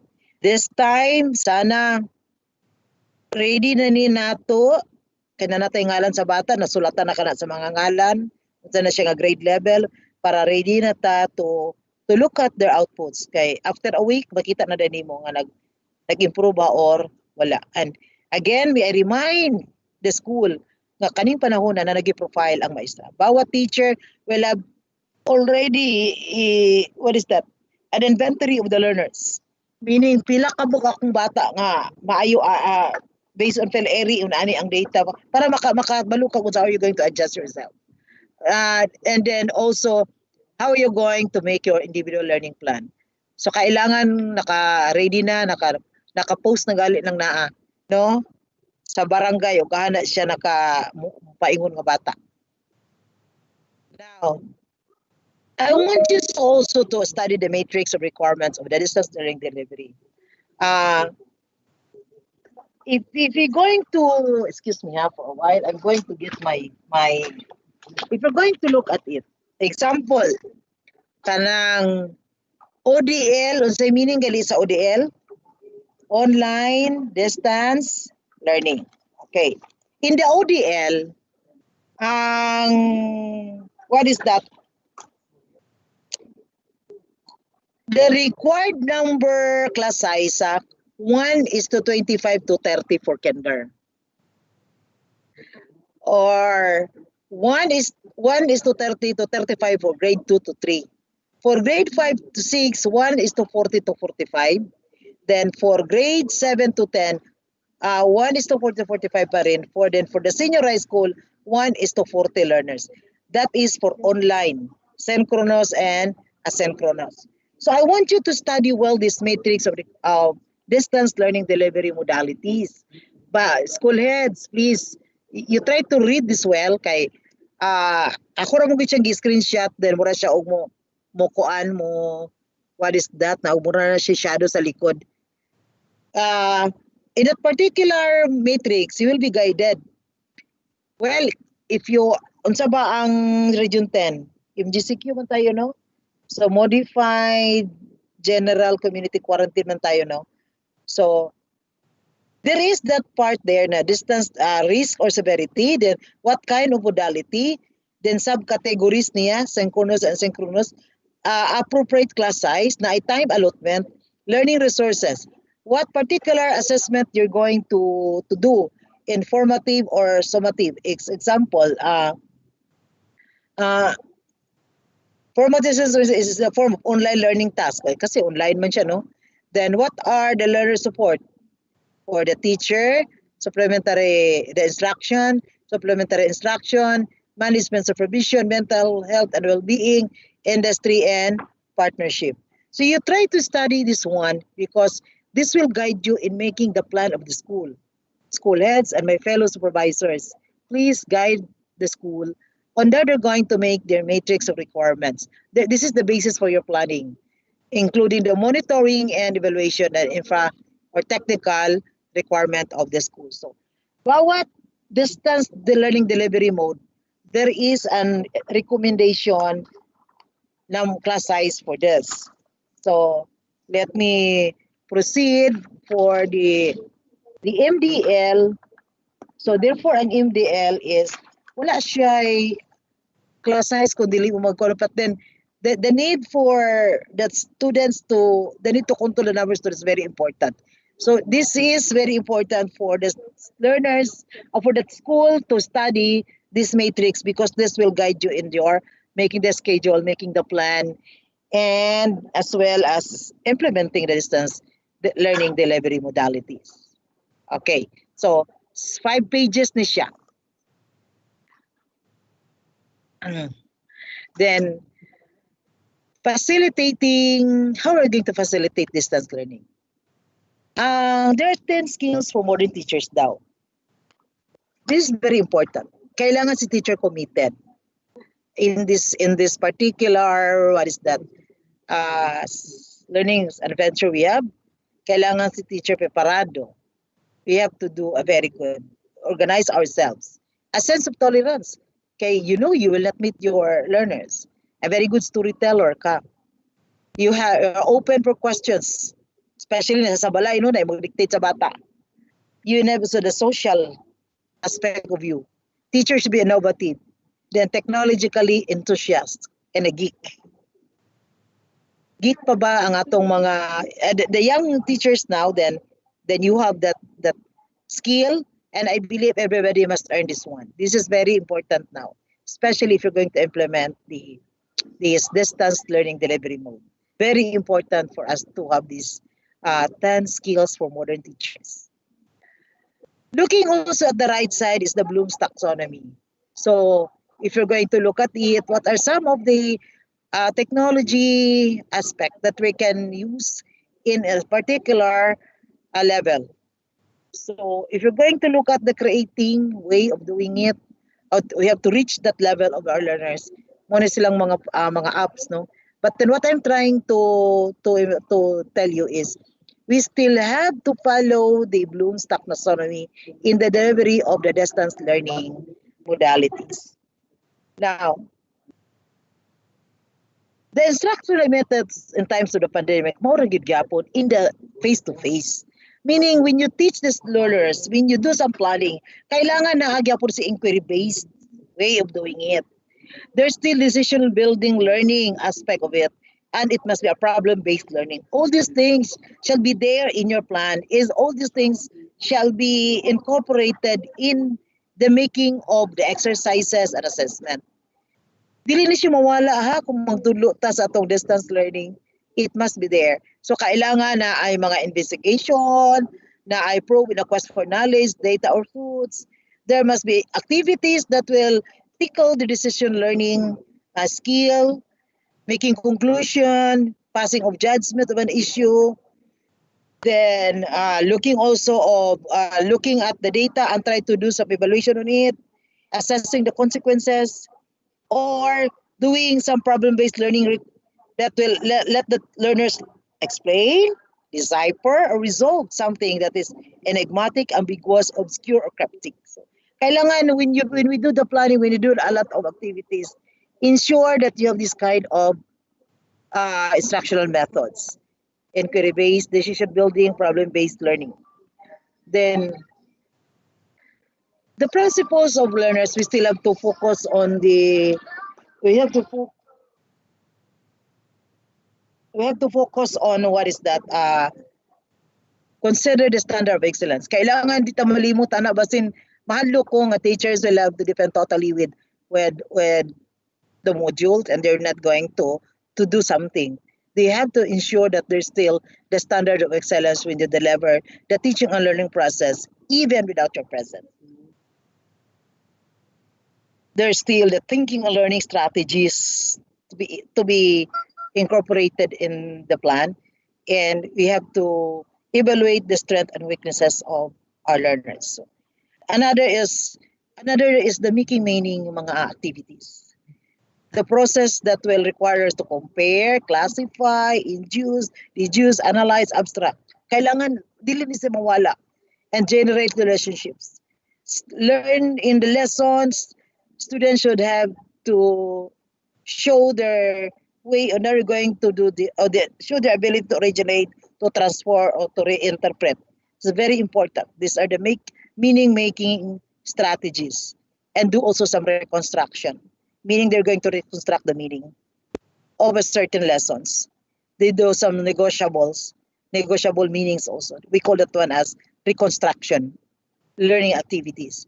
Then ensure also that there is also students will be encouraged to value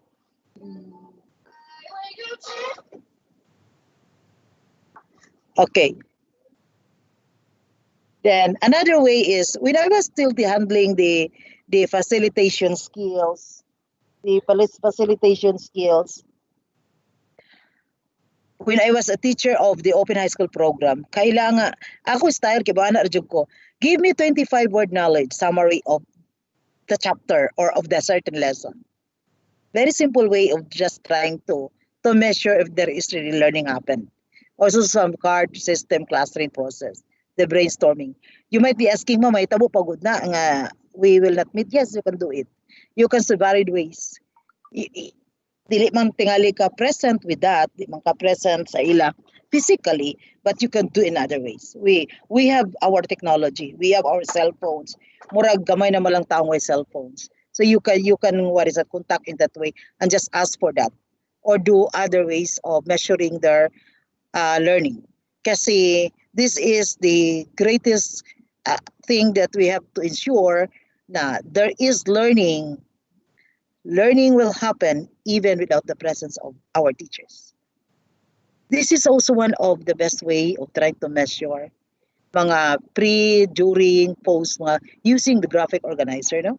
Pwede nimo na siya panggamiton. And there are a lot. Ako nangatag kong mga graphic organizer. You can get a copy from it.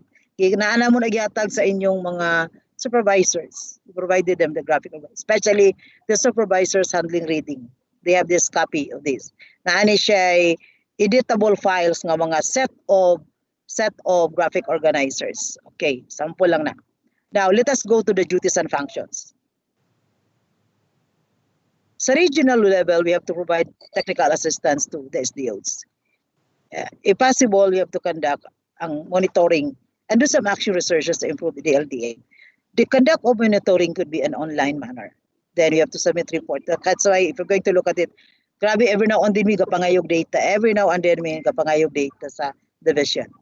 The divisions have to track progress and implementation by the schools and conduct outcome evaluation. Dapat nagmunigi mo sa division. Conduct researches also to improve the program and submit reports on the implementation of DLDM to the regional office. So every now and then kaning mga reports kapangayoon inamo because we are still in the preparation stage. So usually among kapangita karon is more on the learning modality adopted by the schools and the status of the printing of the materials. These are and also the funding, the utilization of the funds. So mao ni ang usually gipangayo namo karon. School level, you have to maintain and improve learning modality infrastructure and resources. If the school is more on printed material, then you have to ensure that the resources is available, if possible, before the distribution of the material. Provides instructional and support to implementers, the teachers. And we have to evaluate the teacher's performance, then manage the recording and reporting system. Remember that we still have the same process of recording the progress of our learners. We still have that one because the system is nawala lang ang face-to-face. But still, we still have the need the grade of the child. You still have that thing. And I believe din na siya mawala.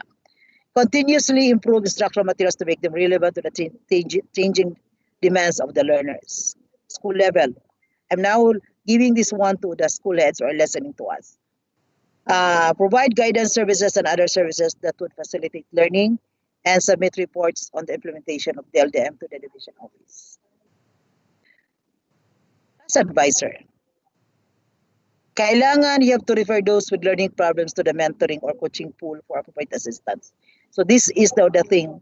Kailangan tingali ang school karon mag-create na siya mga task force no in that because ako I'm thinking now of the worst scenario no na ibata nga di gid makita di makuan di gali say makita nga ting klase unsa na nga silang balay no o gini ang dako kayo nga kuan. So you have to ensure klaro in place na ni nga atong mga coaching pool, mentoring pool.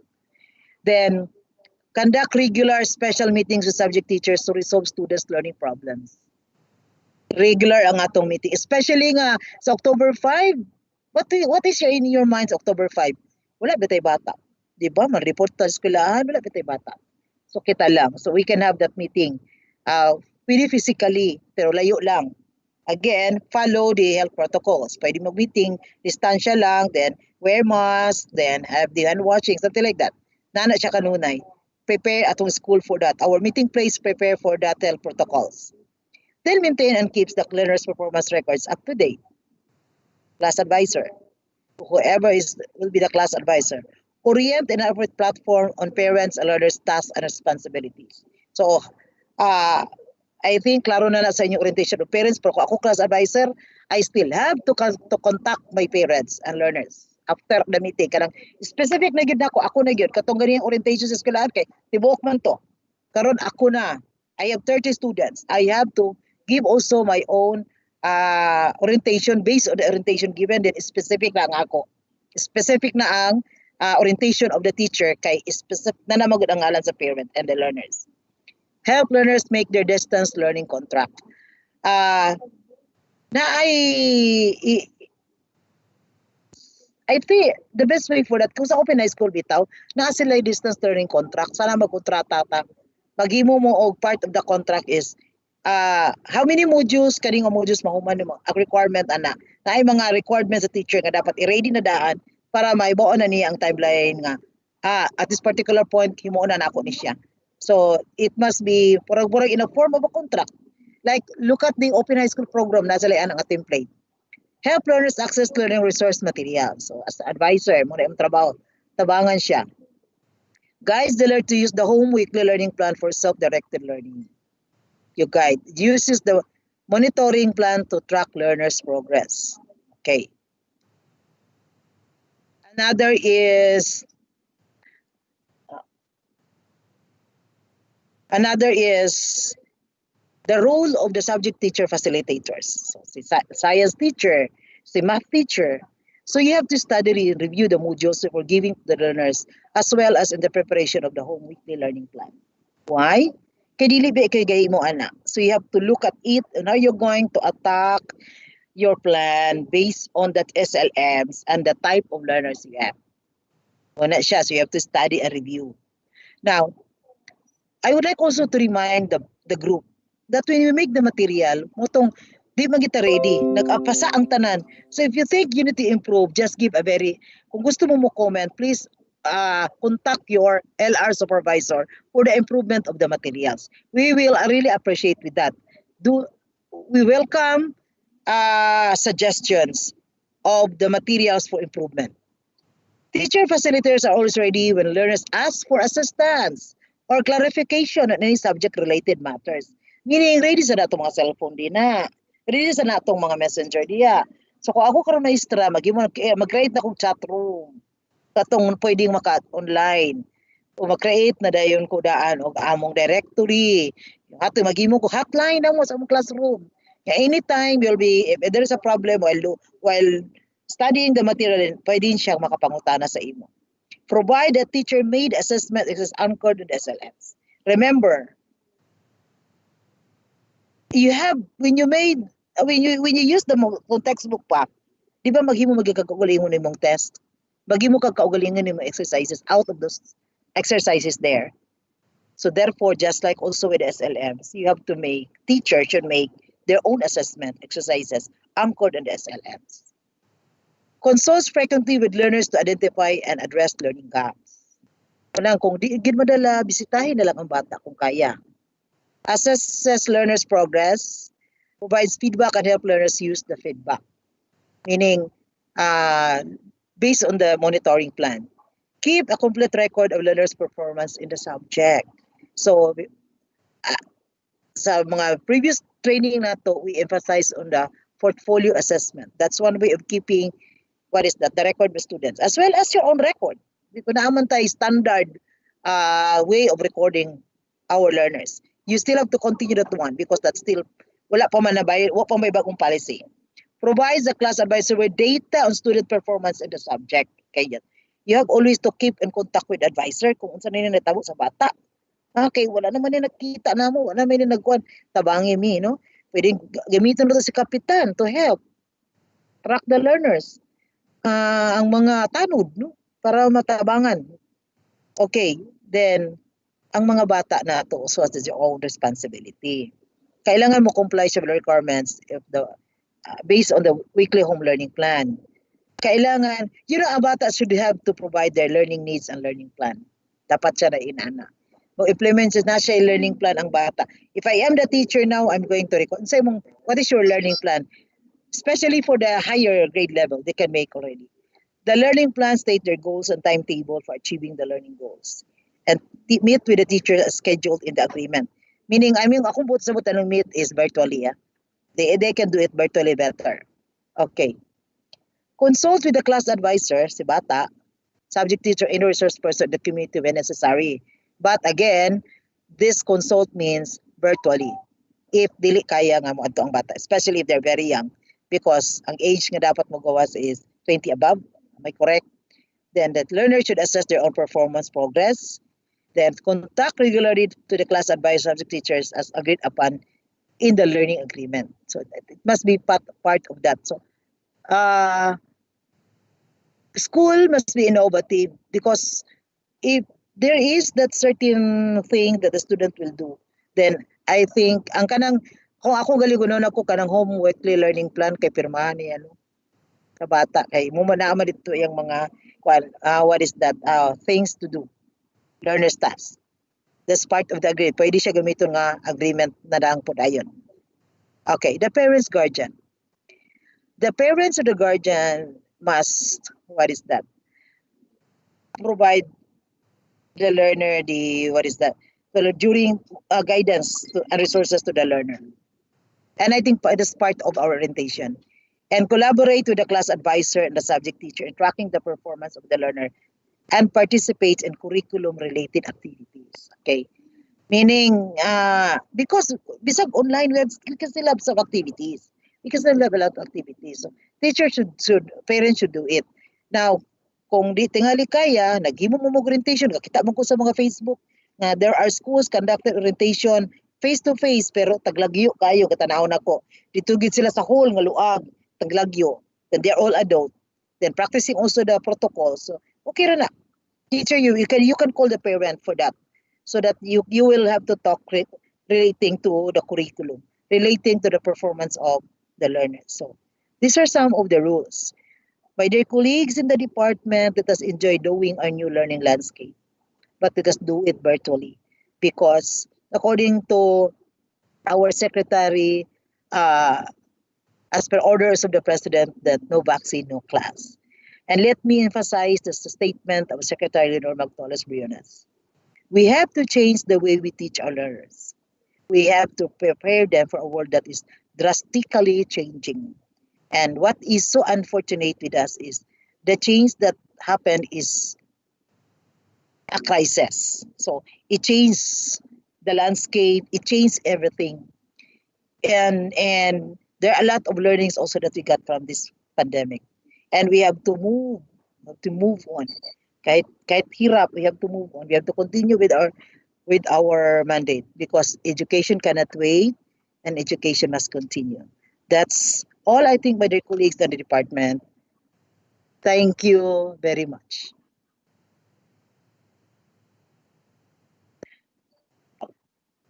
Okay, so that's it. And once again, to my colleague in the department, thank you very much. Any violent reaction?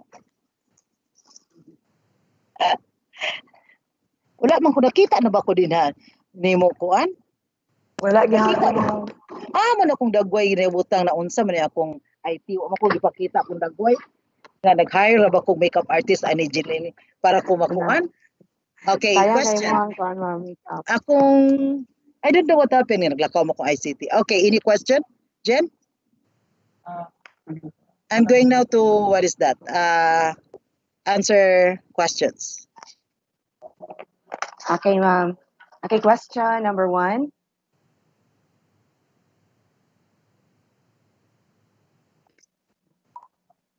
In our school, we plan to distribute the modules by Purok through the assigned teacher enablers who live within or close to their Purok for strict health measures. My question is, how are we going to implement the ILP specific for every learner?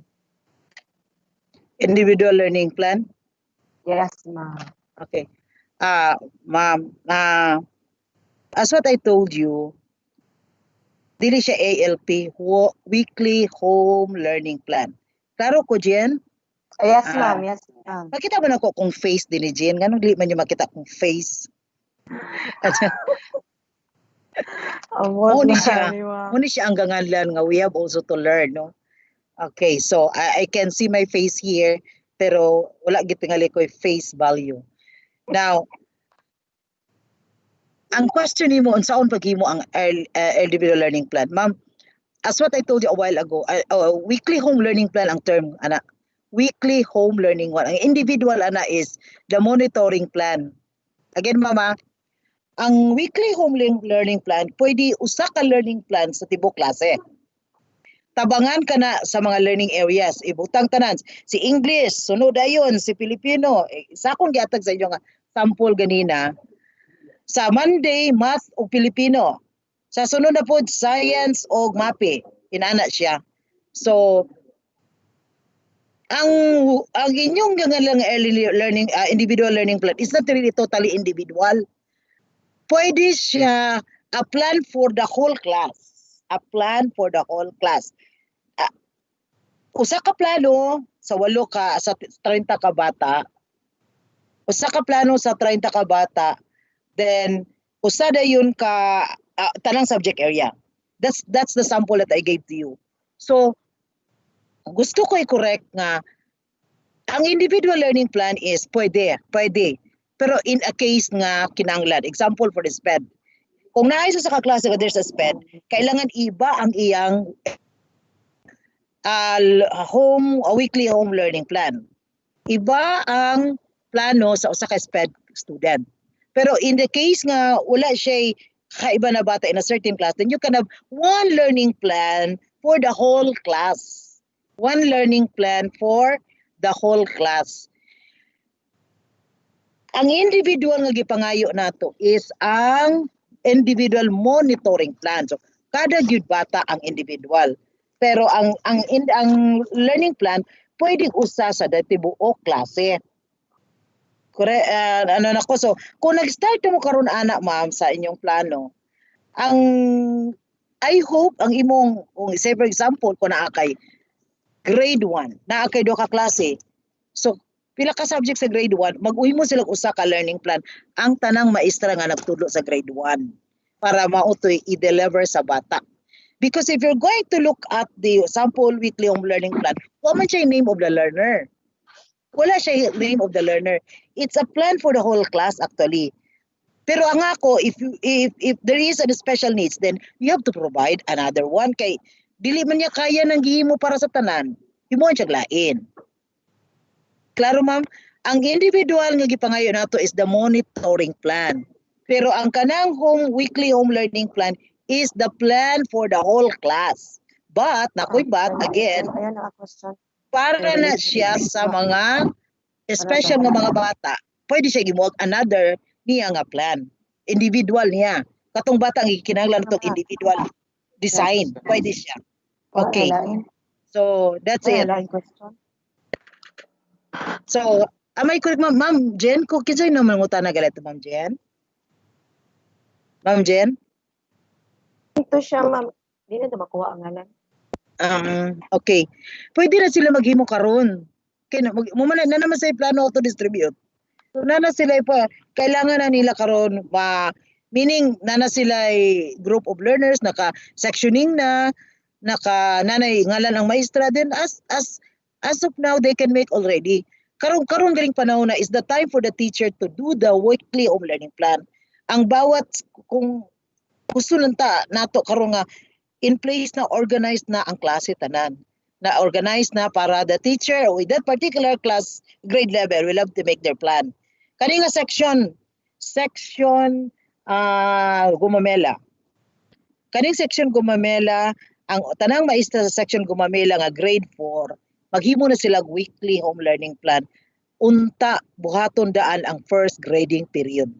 Bali, ang pila kabuk ilang buhaton na 10 or 9, depende sa week. Muna siya. Ang usa ka quarter mo run man og 9 to 10 weeks. Correct ba ko? 9 to 10 weeks? So more or less una ana. So expected nato maghimo ang usa ka grade 1 nga Gumamela nga klase, ang mga maestra diya nga nagtudlo ana kung naa manggali usa o duha, then maghimo siya ana ka dagana nga weekly plan. Kung grade 7, 8 ka maestra din na. Then ang 8 magtapok, then they're going to make a plan. They're going to collaborate. But then if you think dili ingon ana, but there's a better way for you, then you can do it. Ang bottom line is nalang good mo plano for the whole week. Na makita ang learning competency, learning area, learning competency, learning task, mode of delivery. These are the components of the weekly home learning plan. Okay? Klaro na ko, mga igsuon. Okay. Okay. I think you are very much clear, Ma'am Mala. So, as a follow-up, as what I understood, so the teacher, before the classes begins, the opening of classes, the teacher shall have the weekly plan. Weekly home learning plan. Oh, okay. Not necessary nga kada bata lain-lain, but it could be a weekly home learning for the whole class. For the whole class. Okay. Nga tabuok sa maestra, nagtapok sila to prepare for that. So, si Manri, ilang sabuton ba? Karong si Manaha, kinsa ang mag-una. So, based na sa class schedule sa school, kinsa ang mag-una math. Si math, nagimog iya. Ang sunod din sa paghapon, lain nga subject, araling palipunan. So, that one, tapuon na siya tanan. They have to collaborate and make a plan. So, this high time for them to do it. mind you, my principal, gamay na kay nang usa ka bulan, matingalan lang October 5 na. So I think after our talk here, I think we have to meet our teachers virtually ba or physically kung pwede ra mo mag-social distancing. Then we have to talk. I-group na sila karon. Ang requirement nato, na ba siya estudyante, na ba mo sectioning, na ba mo para the teacher will have to do some profiling, the teacher will have to do some hotlines, para ready na din siya. Then they're going to talk together on how they're going to make the material. Kaya nga, the plan. Very important yun nga makaplano na sila karon. And before they're going to have the plan, tagaan na sila soft copy. Mga maestra bitaw na soft copy of the modules for the first quarter or the first month ba lang ka na mga modules para mo to ilang basis because that's the basis nag-produce ta so dito ta siya gamiton for the material. Then unsa day ang kaugalingon nga material idugang for that to enhance the teaching and learning process. Parahon na gid nato karon that August is about to end, 1 month na lang to move and basin short of time na mo sad sa inyong kwan because remember the monitoring plan is individual siya. So kailangan ready na pud na nga papel nga naing sa kangalan. So instead nga pwede magapon mag-class record gid si teacher. Kung ako mag-class record gyapon ko. Pero lain magong format ng monitoring plan nga required by the department, then I think you can have a record also of your own. Then you can also have that individual monitoring plan because it is where also the supervisors, I believe, will have to look at it on what are, because pinaka important component of that monitoring plan is the intervention made by the teacher. Meaning, after a week, October 5, hindi pa mag-klase, October 5, yung talent standards. Ano? So after October 5, klase na dyan siya. Patunagin ang mga learning areas. So after that one, musugod na yung monitoring plan. Okay? So these are the components that our supervisors, our chiefs will have to look for it. So kailangan ready na at this time. While we are free, it's time for us to do it. Para di ta makuratan, gamay na kay nang sa kasabulan. Nga tingalan na lang mo October 5 na klase na ta. Okay, as per information, teachers will have to report. Kung dili man niya mag-worsen ang atong pandemic, I hope Ginoo di na ni mag-worsen, then teachers are required to report during the class. They have to report to the school. That's the initial pa lang na, no? Initial na plano. There might be changes of that plan because that's still a plan during their manco, pero by, shall we say, black and white information. Pero if the work arrangement will be lifted up na, then we're going to report to the class, to the school rather. We don't have the class, to the school on October 5. And I hope your material will be distributed not on October 5. Dapat give material should be distributed a week ahead. Para enough time to read, enough time to look at it, no? So, ipasok because we extended our opening of classes. So, dako kayo ang oras nga makaprepara ta. Okay? So, back to you, Jen. Okay, ma'am. Thank you so much. So, I hope school heads and teachers, it is all clear to you as to the weekly home plan. So, ma'am, another question. Ma'am, problem na po namin ang bond paper para sa pag-print ng SLM. How much more po sa activity sheets and weekly home learning plan? Also, it will be difficult to make weekly home learning plan if we have 1:3 ratio for SLM and students. Okay, you are now, what is that, looking at the funding issue?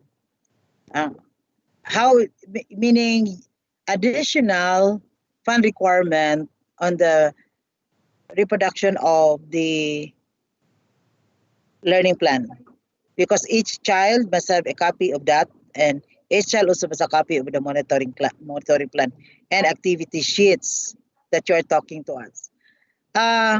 While we are talking about that one, I would like you to please go back to the because the school heads supposed to be required to do some funding plan. How are you going to do it? There are a lot of things nga dili na nato gastuhan sa eskwelahan, di ba? Dili na ta mamintal ka walay pintal karon, correct? di na po daghan kay tubig bayran kay we don't have kamo ra may mo gamit tubig mga maestra. If you're only 5 there, kamo rin mo gamit tubig sa kuryente. So this ma-offset na ni sila. This might be some of the funding. So at this point of time, sana the principal was listening to me now is now having that plan nga kani siya gikinahanglan ni offset na katong other funding could be just a part another way of doing it. Plus try to recheck because there are also what is that funding downloaded basin masingit mo dito sa koan inyong funding nga gipang download. Remember na gipang download na mo nga money, but I'm not sure kung enough. I think this enough, digit siya enough. Pero you are all resourceful. Other is also you can also utilize all materials nga ang likod na lang inyong iprenta o use ka na kanay mga notebook nga ihatag sa bata. Pero yun naman, if you're going to make a plan, ikopya gyapon sa bata, very taxing. So the best way is to print it out. There are ways kay dagan kayong gasto sa eskwelahan nga di na magamit karon. Wala tay bata dako kayong kuan nga dili na mo mamayad og mga kuryente ug tubig. Kana siya. Dili na dako na siya na savings. And then also wala na tay mga kuan nga mga improvement kaayo. Kay wala may klase, wala man tay may tawo mga di gawas ninyo. So that's it. You can look at the budget of the school. And I hope the principal will have to look at it para instead nga magbayad tag this much of the kuryente ay pwede na yung additional budget for printing of this material. And also as teacher when I was also a teacher like you, we have also do some investment in ourselves. Okay, we want them to give the quality. So ako when I was still a teacher, I really have to find ways to print. Ako gusto ko mangita ng mga ang likod nga papel nga way sulod ng mga kana gusto ko mangayo ana. Even here in the office kung naagari ko I give copy to my own 2 teachers kay ga-print man sila. Ako gahihatag ang mga katong walay sulod ang likod pwede pa printan. They use the recyclable. There are many ways to do it. Let us only the sad thing mangitingali ako ingon. But unfortunately lang we are in this kind of a country na dili kita totally well funded and well provided by our learning instructional materials. That's the bad reality gina sa ato. And everybody agree on it. But we survive. Diba gwapo ra man gyapon mo tanan-tanaw ako sa picture mga gwapo ra man gyapon gwapa bisag dagan kayo ang mga problema. I know it ma'am, but then try to i-review na lang ninyo ma'am ang inyong funding requirement. Kwaon to nga ba ng offset kanang imong giignon nga kung saan to print with that, then possibly na lang po. I am just asking also, kana bitong in the Facebook, na ako'y nangakitaan dito nga, nag-post, kay nag-solicit sila, what is that? They made their own way of doing it. That is not wrong, pero just ensure nga that is your own will. Wala mo gipugos, wala mo gikuan. Just tell us kung gipugos mo, so that we can also help you. So if you nag-solicit mo, ikaw mo may nagusto anak kay nataway friend like me when I was still a teacher like you. Ako mga batchmates high school. Kapangayuan ko man sa mga kuan kay teachers are very resourceful. But just ensure that when you do it, that's your own decision. Voluntary na siya. So if you have to talk with the principal. Iklaro sa principal, ma'am, mauna itong gikinahanglan, neto pangitaon. Sa nini atay budget giabot, dili ba ni pwede dito ibalin, no? That the things, pwede ba ni siya gamiton in this way? Because wala naman ning niya ato ni balin din napita. Just like also what happened now to to CO. Like some of the activities nga di na pwede gipangkuha nila para gi-finance sa printing of the materials. So as of now, ma'am, i-review lang sa inyo ang inyong fund sa school. Kung pwede ba siya kuan, because part of the budget is the reproduction not only of the materials but also of that learning plan as well, weekly learning plan and monitoring plan. That's part of the budget. Kailangan nimo lang naa sa kada bata ninyo. But then be resourceful. Wata na kinahanglan o new bond paper. Wata na kinahanglan o kung kaya ninyo kuan perluoy mo mga bata ipasulat nimo sa iyang learning plan. Ipakopya, lisod man sad no. Na kuan or mag-share sila pwede sad nga mag-share sila pero do not tell the parent na mag-photocopy siya. Do not tell the parent. Kung gusto sa parent, yan ang kaugalingon na decision, not us. Okay, because there might be an issue that will come in. Basta ko, if they want it to copy, kung gusto nila, pasag di lang sila, pero wala na sa sugua. Okay, so just be careful of doing those things, putting that one in the social media, kaya sometimes you will not be, na mga other issues that will come in of the posting that you have. So naghanatag mga maestra nga gi-call po nila mga attention, no? Because as part of the department, we have to protect our own department because it's our bread and butter. So we have to protect our department. Dili man ta nabuhi, so protection na nato siya. And this is not a perfect department. Pretty sure. Dagan kulang. Agree mo tanan anak sa ako, dagan kulang.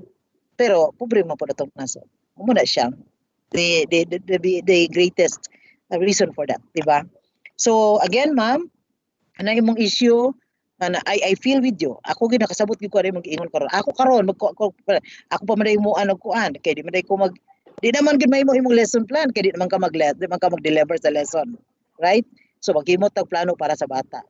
Di nag-ingon man ko nga tagaag kopya ang bata.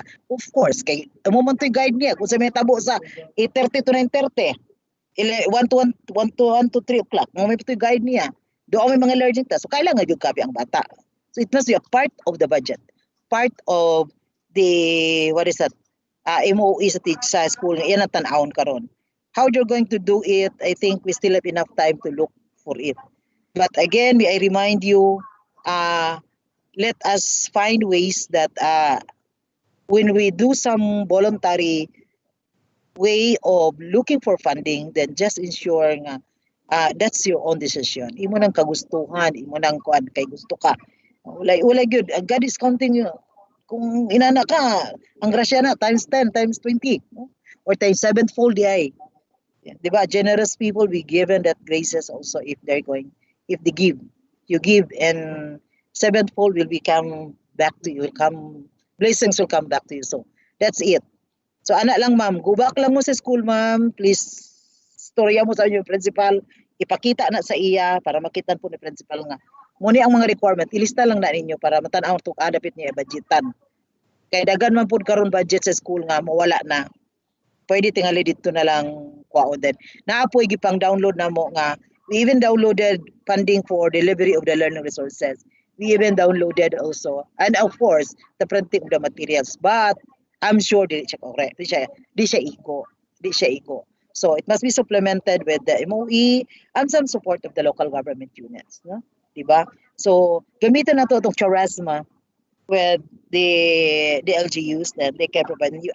And I'm pretty sure the LGU of Lanao del Norte is 120% supportive with the needs of your school. So, kaila ko anang Lanao del Norte, grabe ka ko anang inyong LGU din na matabang sa inyo. So, you can also add that one.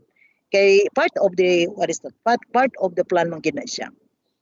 Ayaw ako, dili ko gusto anang ang bata ipakopya ninyo sa learning plan kay pating taasan ng buhato niya. Are you going to do it? Kato yung notebook para mo to siya mga assessment. Pwede man to pwede ang notebook mo mo himuan niya sa monitoring plan nga imong kwaon pero dapat man ta the monitoring plan kuan. What is that? Ang teacher ang naghawid anang naa. So pwede yung mga old notebooks gamiton. The resourceful lang. What way that we can have that copy. Basta importante we can deliver the lesson, we can deliver the teaching and learning process. Because kaya imagine biya ko nga wala tayong mga trabaho niya. Sige bagbayad sa atong gobyerno, no? Pag una bisan taana nang murag mo kaingon. Naon saon man gid nato nga nag-pandemic man, but then we are also to give something to the government. That's why I keep on telling my two daughters who are teachers, you have to work on time because you are being paid even without the presence of your learners. So sige sulduhan lang gid mo. Mo tunga gid mo dito dili okay. Sometimes kay ay man sila maghapit na ang alas 8 na po man sa balay kadugay baka makalakaw. Yung kuana do not think of that. I always have to tell them because you are still working and you're still earning even without that one mandate. Nawala bang mandato ron nga magtudlo siya kay wala day ang tudloan since March to September. Inana kada ko ang ano. Okay, so yan nga ma'am. Ana as of now wala sana ako, but then I will also bring that matter to our level. Kana. Pero I believe consider na siya sa funding requirements sa inyong SDOs.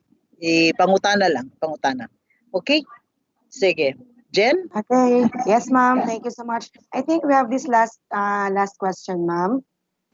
Can we add one column in the weekly learning plan intended for the learner's name and remarks? Okay. Because the things that I gave you are all suggested strategies. Suggested strategies. So therefore you can do some modification of it. Because they are just strategies to guide you on how to deliver that distance learning. So as what I told you, you can think of ways nga tingalig a little bit cost efficient or a little bit sad siya what is that detalyado nga for you to give you more idea on the monitoring. Pwede ra you can add clone, you can revise that one. Suggested ra man pud siya. Other things tingali pwede i-modify mo. Especially that katong bitong monitoring plan, kasi ang monitoring plan kung tan-aw, if you look at the ang usa ka column tanang learning area monitoring nga. So ako ang bata is Juan Manuel. Ang iyang learning English science usa ka individual monitoring plan. Makatigo mo tataan na kay natanan ang usa ka subject area, pero kung ikaw pod English daghan pa kag NT ana, mas magid sa tutog individual. Pwede ang usa sa science usa ana, pero ug wala lagi kwarta pod uti mo ni ma'am ganina na mapugos gid mo nga sa usa ka monitoring plan na ang tanang learning area. Na tanang okay ra pod makita niyo tanang usa ka basa. But if you have a lot of entries, you have a very mga interventions ba, basin og daghan lagi akong papel ang ma-consume sa individual monitoring plan. So you can modify, no problem with that. As long as nara ang mga main component niya sa kuan. Because during the monitoring also in our level and in the level of the SDO, ila man sa nang pangitaon. So you have to prepare also those things. You can modify, okay ra. Okay, ma'am. Sige. Jen? So, yes, ma'am. So I guess there's no other question in the chat box. So, Mamala, I think that ends your discussion, ma'am, no? So, my last word, good luck. Good luck to everybody for this new learning adventure. I am excited. So excited to look at this, how we're going to deliver this one. Though ako nga klase nga teacher is exposed to distance learning because a prior teacher of the Open High School program. Kasi pero lang ang Open High School program na siya face-to-face na component. Maulang na ang akong kuan nga na siya face-to-face. Kani karon kay wa man gyud ang face-to-face. That is the part that I am excited nga. Wala gyud makita gyud. So therefore pwede makita lang sa mga online way. So this is the thing that we have to look for. And especially for teachers, so I knew with this baguan gyud ka. Please prepare for that new things. Please prepare also your things of the course scenario. Kailangan tayo i-prepare nato na nga naging na posible ka dagang problema. Prepare yourself for that. Advisors, teachers, principals, school heads, mga supervisors, tanang tao sa division, and we also in the regional office. Murag amo na giset among may nana nga naagi dagang problema mo come in. Prepare for that. We have always to think of the worst scenario nga mahitabo nga basin og nay mga ingon sila nga ingon ana nya di nato mga so may ensure nga atong mga promises will be delivered to them. Nag-promise ta nga tagaan sila kopya. Kung inyong gi-promise is set A, set B, sa tarunga ang sistema nga dili ko po. Wala na. Mao na ang scheme nga by set tarunga. Nga klaro sa mga parent na nga by that may tabo na. Kaya ko worry bigi ko sa set A and set B. Klaro lang personally. Pero we don't have the funding. Kaya importante gud ta nga na gid 1:1. But may pangako lang is di man good, you know, the in the delivery of distance learning, self-paced, the principle of self-paced learning must be taken into consideration. Kay di man parehas og banyasan ang bata. Naway bata nga mao man yung sa kadlaw. Naway bata og tulo ka adlaw. inana lugar. So kailangan siya mo nang sa open high school 1 week na siya. So kay na siya enough time to do it. Pero ang ato kung mag-sit A mo karong Lunes, pagka Miyerkules magbaylo sila, baylo pa ng human. Sana andamon gina nato daan tong kaugalingon ana. Usa dato dry run buhatan na ninyo para makita nato nga ay di pwede ni. Ay anaon ta ni. Ang dry run is the dress rehearsal kung sayaw pa. So we have to make it earlier so that we have enough time to correct. Kung ang imong sanina hugka pag dress rehearsal, then atong utruhon nga mo-fit sa imong body. So in a dry run of this incoming dry run sa inyong respective school, school na siya karon, all schools, ang inyong ipakita gyud para you can get the correct scenario and you can get the correct solution. Ayaw siya what is that kanang kariragi atong piliun kay maayni diri na. All schools biya na, all schools. So para makita nato nga ay gubot, di may mo ni utro na to. Ay dili pwede di i-adjust na to. So ako do not conduct dry run dito na sa September, October 5 na. Ayaw ana. If possible, right after our talk, kung kaya ninyo next week, do it. Do it, the dry run. Para you have 3 weeks to do to what is that? To perfect the distribution, the retrieval system, the materials. Kay kung apiki na, you will have the plan. Ugma na sa last week of October. Kaya ang ako na bang may mag-ibo from August 24 to September 30. Meaning 1 month and 1 week nga time frame to conduct dry run. So pero 5 days lang na sa memorandum nato, 5 days lang to conduct dry run. The second round because we have the first round and naami na nga kita during the man kung gi-discuss na what are the lapses there and I hope it was given to you. One of the lapses is teachers gave the module without reading the module. Distributed the module without reading the module. There's a teachers who give the module without yet the weekly plan. Wala siya nagimo. So these are the things that you have to consider. Kaya how can you measure nga wa ka ng plano? Then there are teachers they didn't also what is that? Prepare the monitoring. So well, mas gani kay in the middle man so nakahimo na din sila. Pagbalik ato then you can make analysis with that. But there are also good practices like they nag-profile sila based on LESF. So these are the things. Kailangan sa dry run maklaro na silang mga butang para the final presentation on October 5 will really be smooth, peaceful, and that we can prove to the community that we can do it. Remember, my dear colleagues, 40,000 plus teachers in Region 10. Then, magpatalo ta aning COVID, magpatalo ta kay di natutanan. We have to work hard. Kaya na. Ang ako, gusto kay kong distance learning. Because I'm used to it. I also graduate of UPOU. And it's a distance education. Kaya nga, if you're going to ask me kung which of the preferred modality ang gusto nako, the face-to-face distance, I love distance learning. I use kung manana siya. Because it's self-paced, yeah. Kaya lang what is good in my experiences is 1:1. When we had also when I was teaching in the open high school, usa gyud ka pudyo sa kabata. Karon lang nata kay tibuok nasud naman gud tibuok klase. That's the challenge. The whole of your ug naa kay 400 ka bata. Mauna siyang hatagan sa module. Inana siya ka kuan ka ng what is that? Kalisod ang naitabo nato karon. That's why I told you please prepare for the worst scenario. Prepare yourself because kita mag-implement education. So sa ato na mo labog ang tanan. So kailangan ta ready ang tanan. That's why our director is pushing for the second round.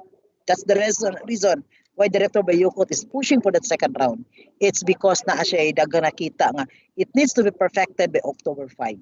So to my colleagues in the what is that in the Lano del Norte, please prepare for that and I would like you also to please inform us in advance as per memo a week ahead nga mao ni inyong set of schedule of schedule of the dry run. Muni ang schedule. So I hope para we can also be there to what is that to assist you. Pero ako lang gusto hangyoon sa inyo kung mga tubitaw mini sa inyo ay ano mo kataranta ng kaon no ko ganahan na yung sige kaon ay tagay lang tubig snack madagko kay mo mga lawas inana Okay ra gina sa amo, basta lang sakyan na lang gyud amo problema ug di may kadalan. But then because of the pandemic, dili sa mi lakaw karon, wala mi kaugalingong car because we have to protect ourselves, no? So we need you to, what is it? We need you to prepare now. Prepare now. Right after our talk here, please go back to the schools. Talk with the teachers. My co-supervisors, please assist our schools for the dry run. And the dry run must be conducted not later than karon na gid ang mahitabo kay para natin oras magtahi. Sa angay tahion ba? Tahion tanan ng nanga. Dili ni pwede ay utro dili nato, dili ni pwede ay kuno because daghan ka makita during the dry run. So that's the way of getting the best practice so that you can perfect the performance by October 5. Okay? So again, good luck to everybody. And once again, have a pleasant morning. Okay, thank you so much, Mamala. So in behalf of the Division of Lanao del Norte, I would like to extend my deepest gratitude for accepting, really accepting the invitation, Mamala. Actually, when I called you or even text you, you don't have any situation, and in fact, this is being rescheduled, but then you willingly adhere to our rescheduling. So thank you so much, Mamala, and to our teachers and students. Let us fasten our seatbelt. Let us accept whatever challenges that will come our way in in in implementing this disciplinary learning. Okay. Okay. Okay, so ma'am, for your certificate, ma'am, I will just have to email you the certificate later. No problem with the certificate. So wala ra na siya. Okay ra na. Okay ra na, Jen.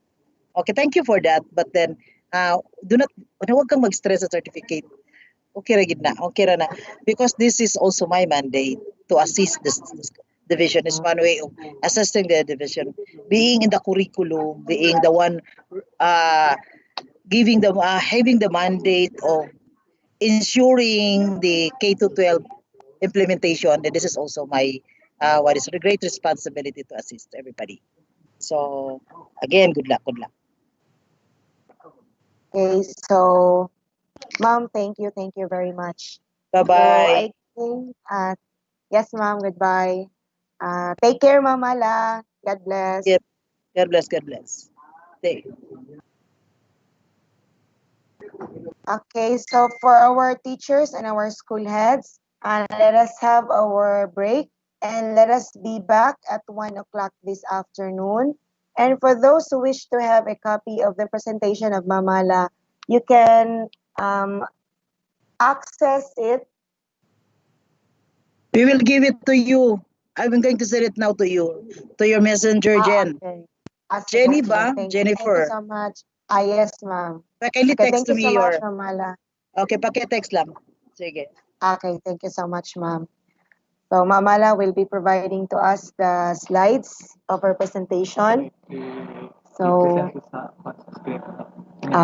okay, so we will present that presentation later this afternoon in the screen online.